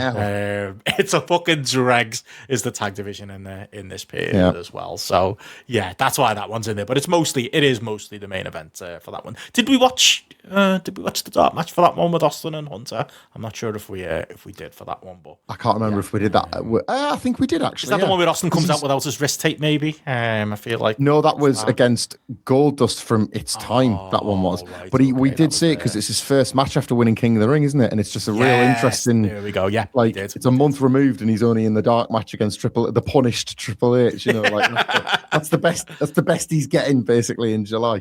Yeah, definitely. But yeah, in there. But again, nowhere near number one, but definitely one that deserves mention. It's just a nondescript In Your House. We'll segue into the best match, shall we? We're getting to the nitty gritty now, Benno. Here we go. So my best matches are 5-1. Number 5. Shawn Michaels versus Owen Hart, In Your House 6. Number 4, Savio Vega versus Stone Cold Steve Austin, Beware of Dog 2. Number 3, Shawn Michaels versus Mankind, Mind Games. Number 2, Undertaker versus Mankind, Revenge of the Taker. And number 1, Jeff Jarrett versus Shawn Michaels, In Your House 2. You won't be shocked. Number 5. Oh, you'll be shocked by me. Number 5. Number 5. Just because it's different and I like throwing one in for me. Number 5. Ken Shamrock versus Vader from Cold Day in Hell. Just had so much fun watching that back one. Even if half of it wasn't on purpose, I loved it, but we'll get into it. Number 4, Brett versus Davey from In Your House 5. That was a very different match than the classic. We can get into that. Shawn Michaels versus Mankind Mind Games is actually my number 3 that I've thrown in there, but it's all Shawn from here on out. Might be controversial, but there's just something in me that just loves the Diesel match. I put that as number 2, good friends, better enemies. They could be the other way around. Maybe it's the finish is the reason. And then number 1, I'm sure you'd like to kick us off, waxing lyrical. It's Shawn versus Jeff. It's In Your House 2, the Lumberjacks. And that was the one where it was like, I had no doubt we were going to have a great time doing this podcast.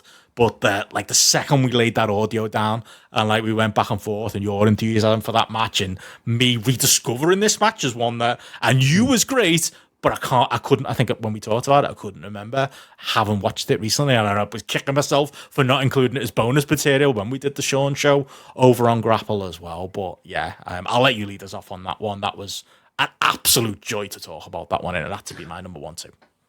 Yeah, I'm not somebody that throws around star ratings. Half of this will be repeated from that podcast, probably.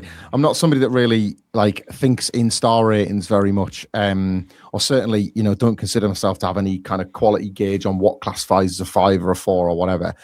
But I do feel like I've got my own barometers of what is, say, fine, good, great, and perfect, and I would classify this match as perfect. There is not a foot put wrong in terms of its execution. This doesn't go a minute too long or fall a minute too short. It finds 2 wrestlers at probably the perfect time to wrestle each other, because I think on a different day, that 1995 Shawn Michaels might have not fancied giving as much as he gave to a Jeff Jarrett. On another day where Jeff Jarrett hasn't got such a chip on his shoulder, he might not have wanted to work to the level of Shawn Michaels, who was just a cardio work rate, best in class machine at this point. This was, for context, this is Shawn Michaels getting backstage and shouting as loud as he possibly can to follow that motherfuckers. And he was including Bret Hart in the view of that locker room. He wanted to work as the guy that nobody in the industry could touch. So imagine that that's the challenge that you have every night. You know that Shawn Michaels is going to give you your best match, but can you do something to make it look like you're hanging with him? And Jeff hangs with him every single step of the way. One of the best bumps of the entire year is that one where Shawn gets launched over the post to the floor.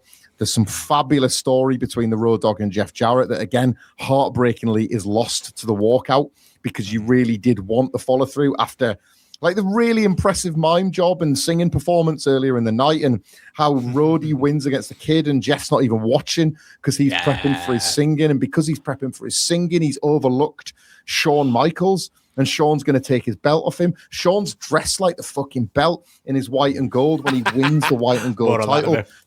Shawn is effectively presenting himself here as the world heavyweight champion. It just so happens his 7-foot best mate is currently caretaking the belt. So he thinks, well, what I'll do is then I'll make this IC title match feel like the main event of any show in the country, of any show in the industry. In 1996 against Diesel, which is, it's sublime. I curse myself for not including it, but it's only because I've tried to look at this little journey we've been on. Shawn and Diesel's one of my favorite matches ever. I've just happened to not include it in this one. But in that one, if you look at the end, when he's quite angrily posing at the camera and doing Hogan poses and Randy Savage poses, as if to say, you can fucking have Diesel and Shawn. I'm the man, and this is the World Wrestling Federation. And by then, he's at a point where he can't really prove it.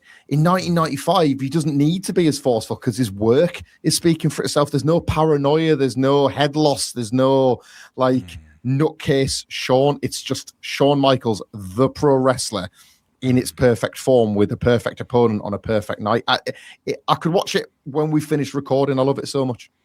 It's got a rhythm to it that's just beautiful to watch. I was again loving seeing Gareth work his way through our shows and watching along with it, and I was worried he was going to watch it and not like it because it's Shawn, and even he loved it, And it is that it's not just Shawn, it's Jeff as well, but it's almost like the way I often say it with Shawn and Brett having they have chemistry, but that chemistry doesn't result in a great match. Shawn and Jeff, the bodies might as well be one in that one. They're just in sync with each other in a match that is just go, go, go. In a modern era, that might be a spot fest match, but there's logic to everything they do. It's very 80s in ways influenced, like obviously coming from Jeff's side as well, but it's also very 90s. It's very Shawn Michaels. It's very let's do a million things in the amount of time that we've got there.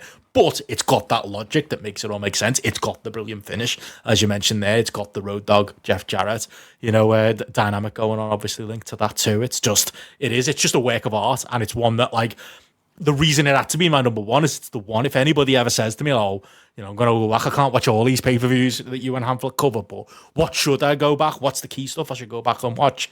Like, that's got to be the top of anybody's list. Like, if anybody out there is listening who's not seen it, like, you need to see that match. It's the one. I mean, that sort of, I guess, leads me to my number two as well, because I feel almost as strong in the messaging, even if not about the match, that I would, if people said, well, what would you go and recommend? You have to go out of your way to watch Undertaker versus Mankind at Revenge of the Taker. Where I should have included this honorable mention. Where does it come from? Like, they have very neatly wrapped up the feud, and then obviously Mankind's fire in the eyes to the Undertaker is part of something much, much bigger. But it's also to set up this 1 month run. And just when you think there is nothing left these two men can do to each other, they find things. This is, I think I said this on the podcast at the time, but I skimmed this again today when I was putting these together. I think it's the best match they ever had. I really, truly believe that. I think Hell in a Cell is its own unique and sort of like once in a generation set of moments. I think the King of the Ring match is a real turning point for what you realize you're getting out of Mankind as the sort of, he's not just the monster of the week. And I think we're both very high on Buried Alive as a Boiler and Brawl. We credit because of the Paul Bearer drama of it, but the match is just the match. This is relentless. This is like Jim Ross. This is the exact match where he starts talking about Mankind's deathmatch history, and they couldn't have picked a better time to start talking about it. As like, this is not the guy who had his fingers slammed in a piano and now has a claw. This is a guy that just will give his body to the cause. Like, they avoided doing it in the Shawn Michaels match, and I think it fits better here, where you're allowed to see beneath. Undertaker literally pulls the mask off, so you're supposed to see behind the mask, and you're supposed to see Mick Foley, Cactus Jack, like living and more appropriately dying in this match, right to the point where he goes head first through that table in a bump that even now, like, you could steal. They need to gimmick one of the announce tables so that somebody's head burrows through it. It still wouldn't be as good though, would it? Even if it happened, it wouldn't be as good. And again on this show, how much did we need it? How much did we need this Undertaker Mankind match on Revenge of the Taker? Just love the bones of this match. Yeah, it is. I almost wanted, just for the sake of it, to include one of their matches because of how much I've ended up enjoying their rivalry through. That would have been the one to pick. It is. It's the one people don't talk about it enough. And again, they don't talk about that spot enough in there as well. And the job that Foley does with Taker, like a hard honorable mention for me. The next one, I know you included it too. And I feel like I want to pass the baton over to you here a little bit as well, because I really remember how much I loved having this podcast conversation with you when I know we'd both seen the match 100 million times. But Shawn and Mankind at Mind Games, I know you'd covered it on your long form grapple thing, and I know we'd both reviewed it in a million different ways because it's the kind of match that lends itself to that sort of coverage. But it's not to sort of be all highfalutin.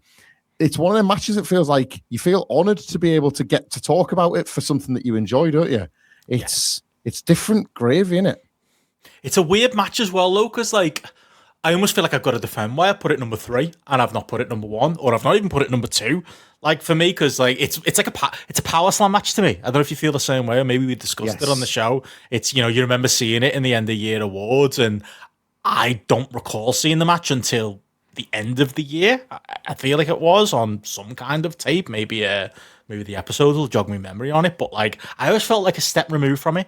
It was one that I felt like I was told was great before I saw with my own eyes that it was great. But then it's the one that when you do watch it, it's like, no, this is fucking great. And, the non-finish is maybe what separates it from my number 2 and makes it my number 3.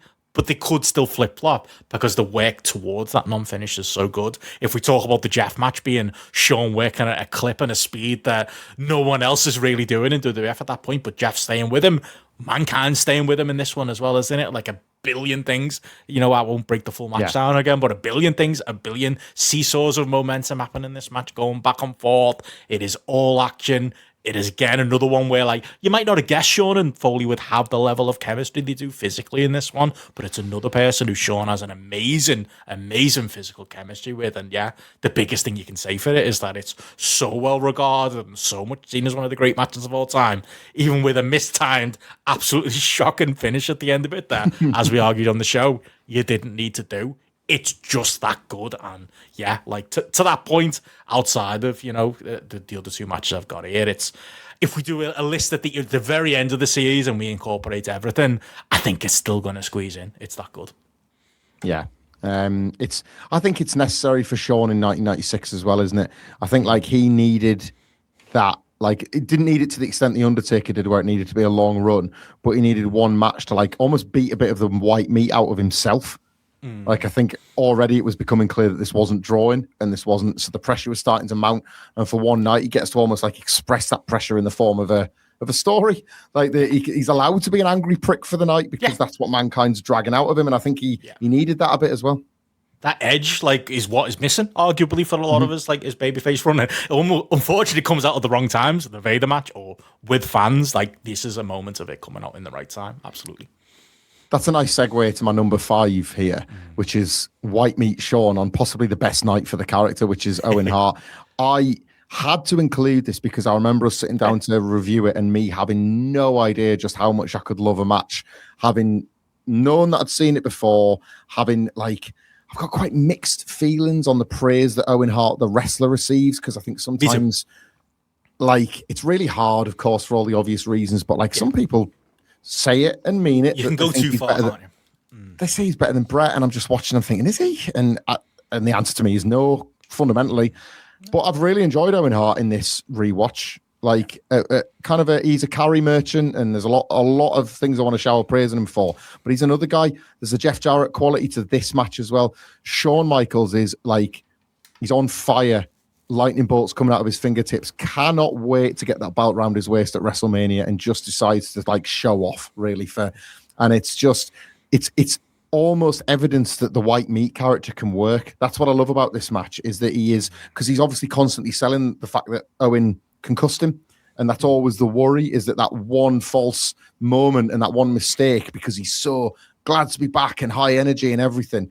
But if he gets a kick to the head, he loses the boyhood dream, and he loses the WrestleMania shot, and the stakes don't really hit you until they do. Like, Sean's dancing on the house. He doesn't look bothered by how serious this match is, but they just have these really neat ways of teasing it during the match itself. And Sean, I know, like, let's bring up Gareth again. I remember, like, we had a chat about this, and he said he hated it because it's like, he shouldn't be arsing about as much as he is when there's like, this is high stakes and this is supposed to matter.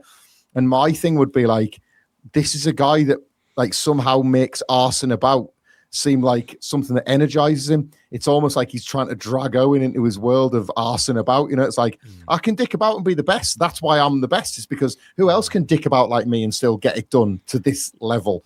And again, it's on a night where Brett sort of doesn't shit the bed, but his match with Diesel's really boring. And if you watch these two matches back to back, you're like, him. It's got to be him. Like, it's another unbelievable night in the Sean Brett argument stakes, isn't it? Yeah, he's a knobhead in real life. Obviously, we know that. That's why we love Shawn Michaels. But like, he is, and like, that's maybe what bleeds in and why like someone like a Gareth might not like it. But what would the character do in that moment? The character who's come back and we're telling this story of the road to WrestleMania. The character would do that, wouldn't it? The character would be like, no, you fuckers, you didn't kill me. I'm still going. Yeah. I'm still Shawn Michaels. Like, that's the thing for me. It didn't make my list as far as matches go, but as far as story beats go, as far as a really important note on the road to a WrestleMania we both don't enjoy, it's so important. And like, I can see why it sticks out for you. And then in at number 4, because it's my only mention in any of these categories of Stone Cold Steve Austin, is just, he would say, you know, this is not a hot take. He would say it himself. That's a turning point, isn't it? Like he gets rid of Ted DiBiase, which is an added benefit ultimately, but the sheer bloody-minded quality of both of those men to make that match good when there's no motivation to do so. This is the dark replacement match of the literal dark match that happened in the darkness 2 nights earlier. Austin's there to lose ultimately. It's like, let's be honest, like, the stakes are pretty low, but they beat the shit out of each other like you'd think it was for the world title. Like it's Savio doing like the best possible job of being a utility guy, but making his role look like the most important on the card. The problem with utility wrestlers is once they're pigeonholed as utility wrestlers, you never ever take them seriously. But this is just an absolute war. This is a fight to the death. It belongs in a different feud. This match is so like hard hitting, doesn't it? It's Austin's first truly great night in the Fed as well. His first absolute, yes, he is everything we always thought he could be. Totally. Which is funny because like we still stand by it's a show that deserves to be in our worst five because of all the reasons surrounding it. But what did we say at the end of that review? It was like, well, at least it gave us that. Like at least it gave us that match where you can already see, what Steve's going to be. And though it's Savio Vega's best moment in WWF. I don't think there's another one that comes close to it as well. And it is like, I think up until that point, our conversation on these shows was always, well, Sean saved the show. Well, Brett saved the show sometimes. That was the first conversation, like, well, actually, Austin saved the show here, and good Lord, with the year, we save a few more going forward. That's my 5. Yeah, so for me, I had a couple in there. Obviously, I didn't expect you to have Ken Shamrock and Vader in your one, but for all the reasons we talked about in the review, and it's interesting actually the juxtaposition here, like between when we're talking, the shows of the year, and maybe there is a little bit of bias to the more recent times. Maybe it's telling that all of my matches pretty much come in the early-ish in your houses in the 95, 96 in your houses, and that's my one lone entry for the 1997 period. But it's just a bit of me. It's two fucking big lads actually having a shoot fight pretty much right the way through it in no holds barred rules, as I think Kieran LaFleur pointed out, as was just what they called UFC back in those days. So it's their WWF's attempt at a UFC match, and as we talked about, it shouldn't work as well as it should. I think the biggest thing that makes it my number 5, it's actually you liking it. Like, I was just convinced I'm going to be on an island when we review this, and it's just going to be me praising it, and it's going to be you going, yeah, but Vader's in the wrong position, and yeah, Vader's completely knocked out at one point, and yeah, Ken doesn't fully know how to maybe, pull his punches back and pull his kicks a little bit. But it all added to it for me, and I was so glad that it added to it to you. Like, that's, if we're talking about like people's peak in this series, that's Vader's peak for me in this series, as just a big fucking lump of meat for Ken Shamrock to kick the shit out of and punch the shit out of. And it's a really well told story at that as well, and one that really stuck up and surprised me. So yeah, it's my lone 1997 entry because, as I mentioned there, share your number 1 with the Lumberjack match. Be number 2 being the Diesel match ahead of the Mankind match. Raved about it at the time. It's just a personal, I don't know, there's something about, like, even when I trained to wrestle, the match I wanted to have was this. I'm a bigger guy than maybe Sean, I would probably say. But back then, I was a bit smaller, a bit slimmer in those days. And when I was training to wrestle, I wanted to be the underdog who worked with the bigger guy. We had Juggernaut going around in the GPW days, and I put matches together in training that were literally that match. We didn't have anybody's leg to steal from the front row, but outside of that, the way the match was laid out, all of it, like, to me, is just pure. And you get it with some Sting matches too, but pure smaller guy versus big guy stuff. It's Diesel on the run of his career, my favorite part of Kevin Nash's career as the tweener heel type. It's Sean, I remember at the time having heart in mouth, wondering if Sean was immediately going to lose the WWF title after winning it, but he manages to overcome. It's all of that in there. It's the first powerbomb spot through a table of my young life that I got to see. Obviously, having cable at that point and not being able to go back and not being able to see the other similar spots that we had there. But it's a perfect table bump, as a few of them are in this period. There's just something about it, isn't it, when you get less of them, just mean more. Maybe that's a lesson for wrestling there, or something like that. But it's all of it. It's the end of it. It's Sean, tapping his own foot with the what you call it, the Mad Dog boot that's there before he hits the super kick. It's him being a knobhead post match, as you said there, laying out the challenge to WCW and Hogan and letting people know, probably Brett at home, that he's the best as well. I love it all together. It's probably, from a star rating point of view, I'll probably tie it with the Mankind match, but it's that extra bit that puts it over the edge for me as number 2. I mean, number 4, that, like, I was surprised you didn't have Brett and Davey from In Your House 5. The thing that literally, we've had a few here, haven't we, as far as the great matches go? There's something some of them have in common. They shave bad shows, and that's one there that couldn't, Seasons Beaten was another one. We're in the dregs of 1995. Buy rates are in the toilet. It's Davey in a main event, and he deserves every bit of grief we gave him. But also, it's got to be said, when he's in there with Brett, sometimes when he's in there with Sean, so maybe this is a win for a Brett Brett can treat him like the piece of meat that he is and drag him to something great. And it's a very, very different match than obviously the SummerSlam 92 match, but it's a match that's great all the same. And don't let them pull the wool over your eyes. The fucking tights are not the same. They are different, as we pointed out when we go with that match in there as well. But it's a very different weight match, obviously different with the Diana dynamic there as well. But it's a great match all the same, and it absolutely had to sneak in my list. Yeah, bizarre and gross lie on those tights. I don't know what they were thinking in peddling that. The thing I'll say for that one is it's a bit like the Michaels Diesel match. It is absolutely one of my favorites, full stop, end of conversation. But maybe because I already knew that, I took less from it in this particular rewatch. Do you know what I mean? True. Like, I know it to be, like, I know I always preferred it to the Wembley match, and I know how, like, what high regard I held it in. But when I was watching it, it was more like a recap for me than something that I was able to grab something new from. I've loved finding things that I didn't think I could still find.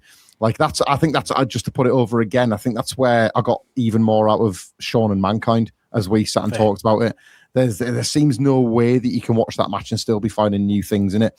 Whereas Brett, I just admire Brett's work with Davey in that one, and likewise Diesel and Shawn in Good Friends, Better Enemies. I just admire what they're doing. I did want to ask you when you were setting if you want to do a training version of that match, did that include that perfect table bump, including all the monitors and detritus falling on top of you? Because it adds to the whole thing, doesn't it? When all of it just drops onto Shawn's prone body on the right square in the sweet spot of the table. There's something about that as well that we're missing that you couldn't, even when I was training in like the late 2000s, you couldn't recreate that because we'd moved on from the old school monitors at the time. Yeah. Something about them crumpling on your body, isn't it? It's better than Michael Cole being sat there with a tablet. There's just something more satisfying about it too. So yeah, but if we would ever got that match on the show, I'm sure I'd have found a way. Well, are you ready to go through the absolute worst of the worst that we watched in this first season of In Your House? I'll do my five. I do wonder how many overlaps there's going to be here. In at number 5, Goldust versus Marty Jannetty from In Your House 4. In at number 4, Diesel versus the British Bulldog from In Your House 4. 3 is Rockabilly versus the Real Double J from Revenge of the Taker. 2 is the Ultimate Warrior versus Goldust from Good Friends, Better Enemies. And number 1 is Razor Ramon versus Dean Douglas from In Your House 3, not 4. Incredible. Right, for me, number 5, Undertaker versus Goldust from International Incident. Number 4, Undertaker versus Executioner from its time. Maybe I'll rethink Undertaker making my 5 list. Number 3, I've got Mark Henry versus Jerry Lawler from In Your House Mind Games. Yikes. That was shocking. Number 2, I was worried it wasn't going to be in your list then. I've got Ultimate Warrior versus Goldust from actually one of my favourite shows, Good Friends, Better Enemies, and there might actually be another match that could have made my list there as well. And number 1, you are right, and it's 3 not 4. Dean Douglas versus Razor Ramon, just for the conversation that we had at the time. And good Lord, that is one that you talk about stuff like going in and you Warrior Goldust was bad and you was going to be shitting on it. I probably knew I was going to be shitting on Mabel there. Mark Henry versus Jerry Lawler. There are Mabel matches I could shit on as well. But I didn't expect the conversations we were having around this time. And yeah, doesn't jump me at your number 1. Is it just... like, it's one of the single most unprofessional performances in wrestling ever, isn't it? In terms of a match. And we always, like, I say we, I feel like there is a group think amongst, like, people that were raised on a certain era of the IWC and then forums and so on and so on. Do you remember how, like, Buff Bagwell and Alex Wright was always held up as one of these ones where, like, sorry, not Buff Bagwell, Paul Roma and Alex Wright was always held up as one of these matches where, like, that's Roma's, how you work a kid. Yeah, Roma's behaviour is disgusting and all that kind of stuff. Hall's worse with Dean Douglas in this. I'll not repeat all my takes from it, but like go back and watch the match for yourself and just like watch the face, watch the business being exposed in front of your very eyes and watch a guy's career die. And it's just, at least when he beats him In Your House 4, like Douglas already realizes the fix is in and they're just... yeah, he's already dead at that point, isn't he? That's exactly my thought on it, yeah. They're shooting a corpse, aren't they, at that point? So there's nothing more to lose. Warrior Goldust isn't a match, is it? Let's be honest. It's this farce. It's the death of a dream. You're wanting to believe that Warrior might work in the new generation, and then you slap back down to earth within a month that it will not work.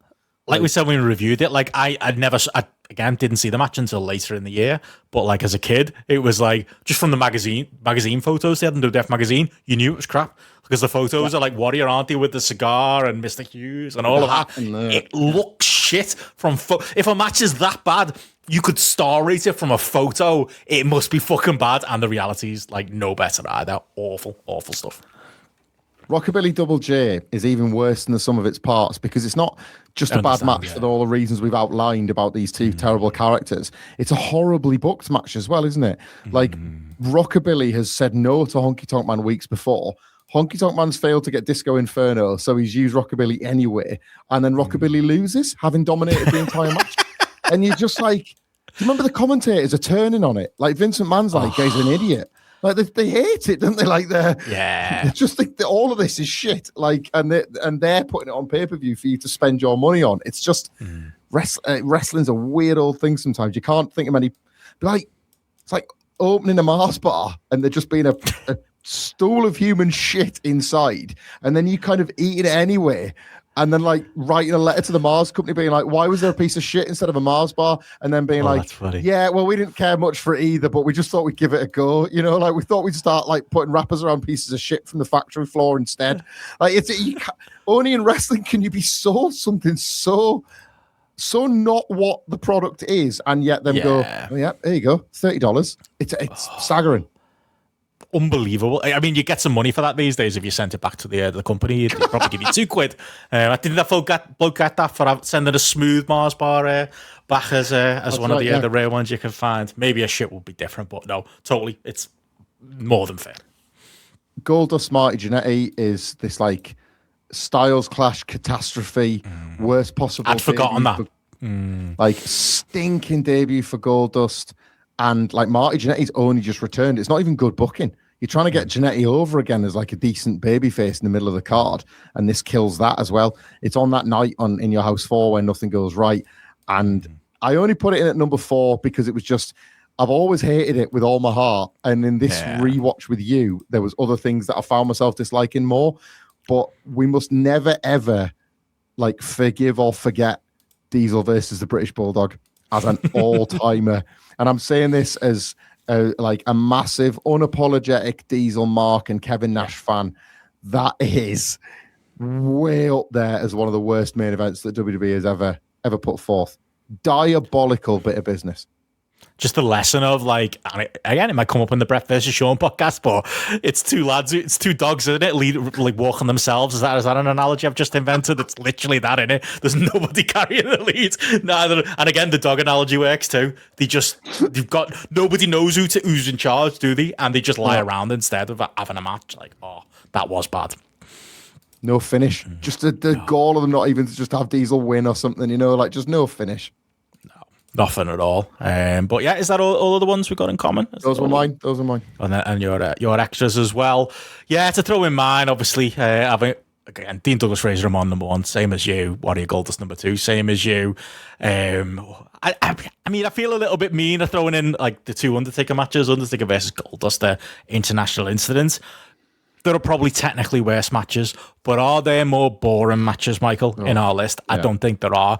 And boring, like that you sit there, if I can't remember how long the matches, it felt like it was 25 minutes, but 25 minutes to get to a bullshit DQ worked at a snail's pace. Again, I should have considered Goldust in there. It's just nothing happens for like 10 minutes. It's literally stooging like it's a fucking 80s house show. Like there is absolutely nothing there, and that was the Undertaker I remembered, not necessarily the Undertaker that we do get into. But speaking of which, the Executioner match again, it's so bad it's good territory. The Execution match, for all the reasons we mentioned earlier on the pod, and for all the reasons Foley is doing his best to save this shit. And again, the spot in the rolling down the hill is obviously a highlight of that show, but a very limited highlight of that show. It's as bad as every reason we said before. So that's in there. And the only other one, we haven't mentioned there, obviously, Mark Henry and Jerry Lawler. I think we were quite complimentary of Jerry Lawler, were we not, when we talked that one? He does his best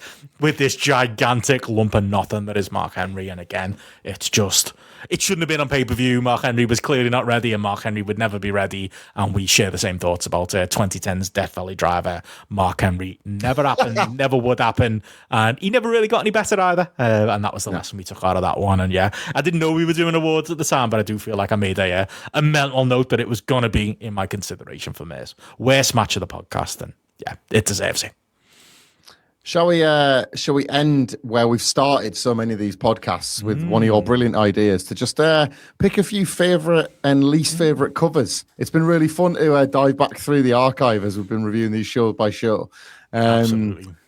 I just threw a handful of each year of my best and worst. I'm curious as to how they overlap. Like, this was your thing. Like, what did you have as some of your best and worst here?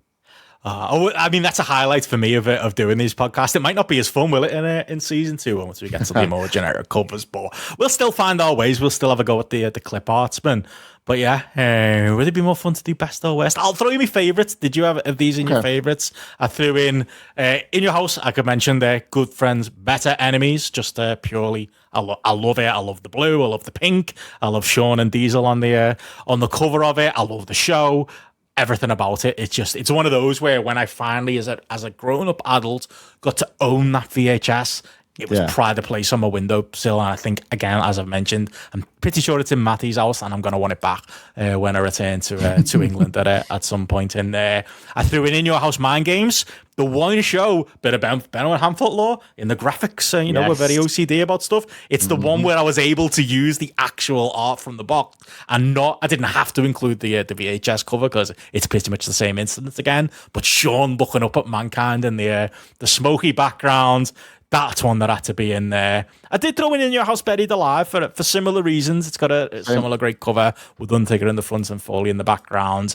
And I also throw in as well, just because I just love everything that's going on it, In Your House, the triple header, or the triple feather, as we talked about at the time, with all the belts on the line, all the lads on front. It's almost so bad it's good, that one with trying to explain the rules of the match on the front cover there, and all of the different fonts and colours that are therein. But that's a classic In Your House for me, that one there, In Your House 3.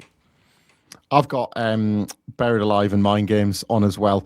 Like, what a gift Mankind was to those covers, and like how you could finally break the shows out of the neon and the boxes and the everything like that. And I remember them both matching up with the advert that was on the back of the Raw magazine. Like, it was like for like, because the poster was obviously so strong, and they thought we'll use that as a cover.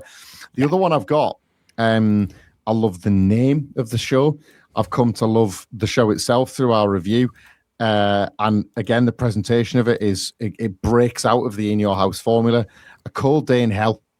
Oh, yeah, good point. Like a proper little creative masterstroke, some lovely wordplay for the show itself, but the visual, it's that for fans of a certain age, it's got a little bit of SummerSlam 91 about it, hasn't it? Like match made in heaven, match made in hell, with the two contrasting colours. But like Austin's looking the bollocks for the first time as a proper main eventer.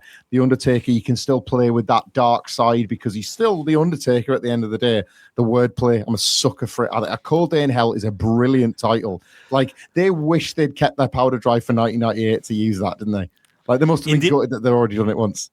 Oh, massively. And indie promoters out there, if you do book Cold Day in Hell, please send a check to YouTube. Benno Hamflett. Can you send checks to YouTube? I don't know. Subscribe to us. That'd help.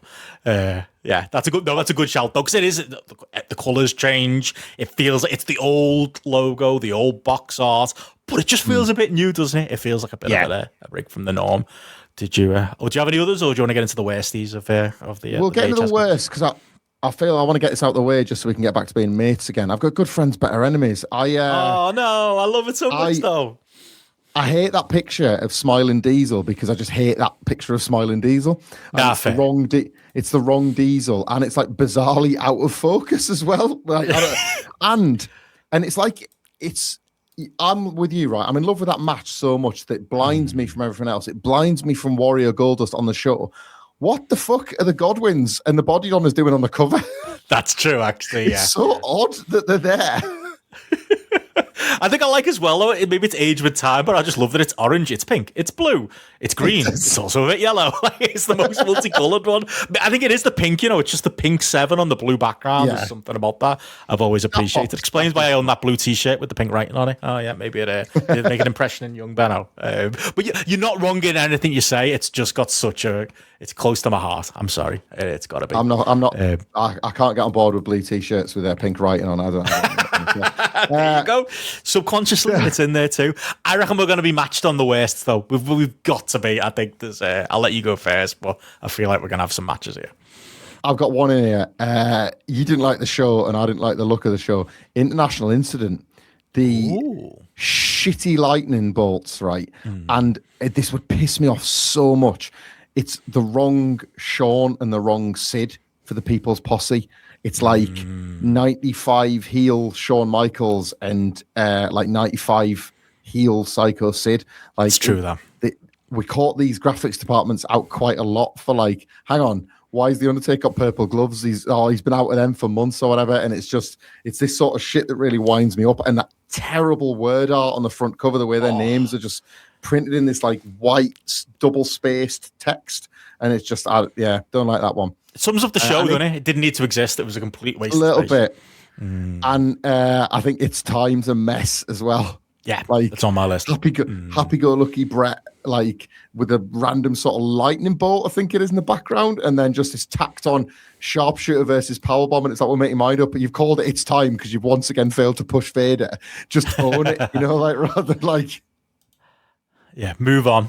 I've got a couple in mind. Like for me, like I'm surprised I threw In Your House 1 in there just to give you a curveball, just because how basic it is for the first In Your House. It's so shit. It's just a crap picture of Diesel and Sid, and that's it. I get it. I know it's the first one, and you've got nothing to go off, but like, and the colours are crap. I haven't even got it in front of me. Like, the horrible green, like just doesn't work for me. But I think the two for me that really stand out, it's one, and I reckon you'll back me up on this one, Rage in the Cage, and I think I didn't realise until we were literally on air and you were like, do you know that's not actually the cage match that we're watching on this show? And it's like, of course it's not, because the gear's all wrong, isn't it? Like the fucking cheek of it to throw an action shot on the front of it and it's not even from the show. I think that's unforgivable and it's not going to surprise anyone. I mentioned it earlier. Great White North's going to be on there with, like I say, it's Australian flag. Like, it's just, it looks cheap. It looks crap. And I know, again, maybe I can be sympathetic to the early In Your Houses because we haven't quite got the format down yet, but it's so fucking ugly. It's just, it screams bargain bin, doesn't it? It screams don't take these shows seriously. And yeah, it's hard to take that particular show seriously. Haven't they fucked the height as well? So like Bulldog's the same height or taller than Diesel. So it looks off, doesn't it? It's not even I avoid that when I'm doing our images on YouTube. Always keep that up because I know I've got Michael X. You'll always say something and point it out. Our OCD will always win.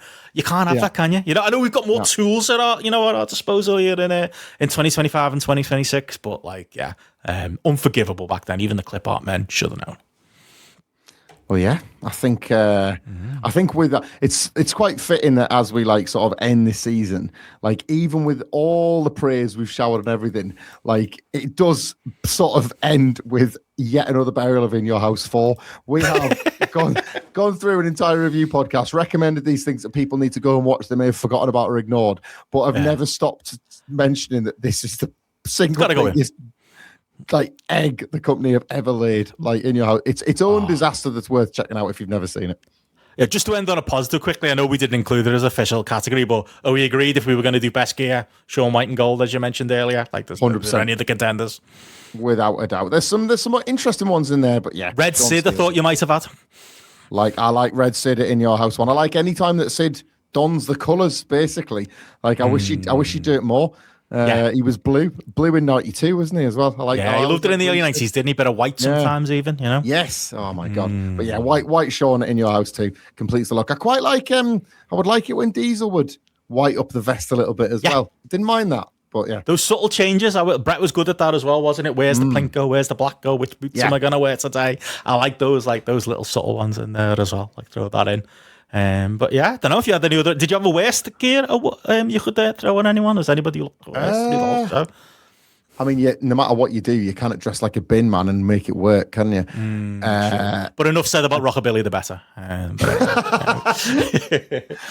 It's the fucking honky tonk man then now forever. He's the worst. He's the worst. Oh, agreed. I was going to good. throw in as well, in going back and rewatching them, I'd say worst haircut and beard combo. Sorry, mate, it's me and you in your house one, and when we reviewed that one, you've got an emo cut going on, and I've got the most homeless beard that anybody has ever seen going on. Somebody needs, even now it needs a bit of a trim, but it's not as bad as it was in your house one. I also threw in there worst Benno setup, definitely Danang, where I'm literally the camera's up my nose. Worst internet, that happened to me in Hanoi of Vietnam, and best setup, a lovely little Bangkok setup. I need to get back to that in 2025. But we made it. To be fair, I think we should pat ourselves on the back. Like, it's obviously it's me that's doing all the traveling, and obviously you had your period, obviously with WrestleMania in April as well. But we stitched this thing together. We beware a dog the whole way through. Maybe 1 or 2 episodes, but overall we made it work, mate. And I'm through different What Culture studios, through floods and all kinds. We made it work. That was it. I was just going to say there was a time when I was on like sort of temporary Wi-Fi because I'd had to leave the office building because the roof had just caved in. It was as if like like all the times we've joked about, or like, is there a reason why nobody's gone back and reviewed these shows? Sometimes it felt like forces beyond us were trying to stop us doing it. It has been like, I want to credit you, by the way, for people that don't know, like Benno, like does all the work behind the scenes that get these podcasts out, like so much of the planning and the prep and all that. It's been like, I think it's been very easy. I feel like you've made my life extremely easy in this reviews, but like so I say this, a labor of love. Like, I don't mean that there was really any labor to it. It has been like a near weekly, fortnightly, whatever, joy sitting down to review these shows with you. Like, honestly, it's been so much fun to talk. I like that, like, the differences we very obviously have from people that listen to us on Grapple and What Culture haven't really, in our tastes, haven't really necessarily factored in here, because we'll both surprise each other with when there's a thing one liked and the other didn't, or how, like, I might actually, you mentioned Shamrock and Vader, I might go in for a thing you weren't expecting, or vice versa, when you'll finally throw me a bone with some of the fucking neon cartoon shit that I like. It's just like, it's like, I'm excited in a very different way for what we're about to enter into, particularly the 98 run, because I don't have the inbuilt fondness, so I'm almost going in with my guard up. I mean, I'm either sort of impress me with my arms folded, or like so surprised by the things forthcoming that I'm going to be kinder. I did want to take an analytical eye to these, and I'm so pleased we've done it. Yeah, I love that we've come from like these two different perspectives and just come out loving it even more. Who knew 1997 was going to be where we had that almost agreement, but like, I can't wait for what comes. And definitely, you should never undersell yourself, Michael, because the WWE Vault certainly doesn't, and certain YouTube channels certainly don't like the work you've put in, especially to the housekeepings, like over the last while as well. It's been clear. Like, I wouldn't know where to start when it comes to like threading together some of the stories that link through these in your houses. And the biggest credit I can give you is that come tomorrow there'll be some kind of in your house awards or something like that on the WWE Vault by the time we release this. And I hope that those lads out there have taken influence from us. But honestly, like, even if anybody wants them, I've thrown like a few of the, when you've put together these amazing playlists, especially for the most recent shows, I've got them saved to my YouTube. I've been searching them on the Grapple Discord, so maybe that's a plug to join over there. But I'm going to start including them in the show, because like the sit back experience, especially this last 6 months we've had with these shows, it's been amazing. I just love hitting play on YouTube and just working through a Michael Hamflett curated playlist as we go through, like we said at the time, the Ahmed Johnson version of events, and then we go through Undertaker's version of events of the same months, then we go through Austin and what Sean are doing, and we catch up with all them. And even if we weren't doing a podcast, like, watching that stuff back's been incredible. But yeah, doing the podcast too has been the cherry on top. Just incredible stuff, and I can't wait for season 2 as well. Well, this is it. It's worth reiterating what you said at the start before we wrap up here. There's going to be a very short break coming, but your Easter Sunday, that nice little break you get when you need it most in April. Benno and Hamflett is going to be back in your feeds, in your ears, with the start of season 2. Now, obviously, as we've said, we've drawn the line. We've drawn the Clarence Mason line between season 1 and season 2. We're adding an hour to our In Your House reviews. We're adding God knows how long to the housekeeping, depending on just how much they continue to throw on these episodes of Raw. But yeah, it's going to be ultimately joining the last In Your House we reviewed, Canadian Stampede, back up with everything that we're going to see take place at the next In Your House, Ground Zero. The first one to take the subtitle as the full name rather than the In Your House. And we'll be kicking off with a housekeeping, as we always do, as we start the season. And, it's a busy summer, isn't it? The summer of 1997. So who knows? Along the way, we might have the odd special delivery as well. Who can possibly say? Hot off the presses.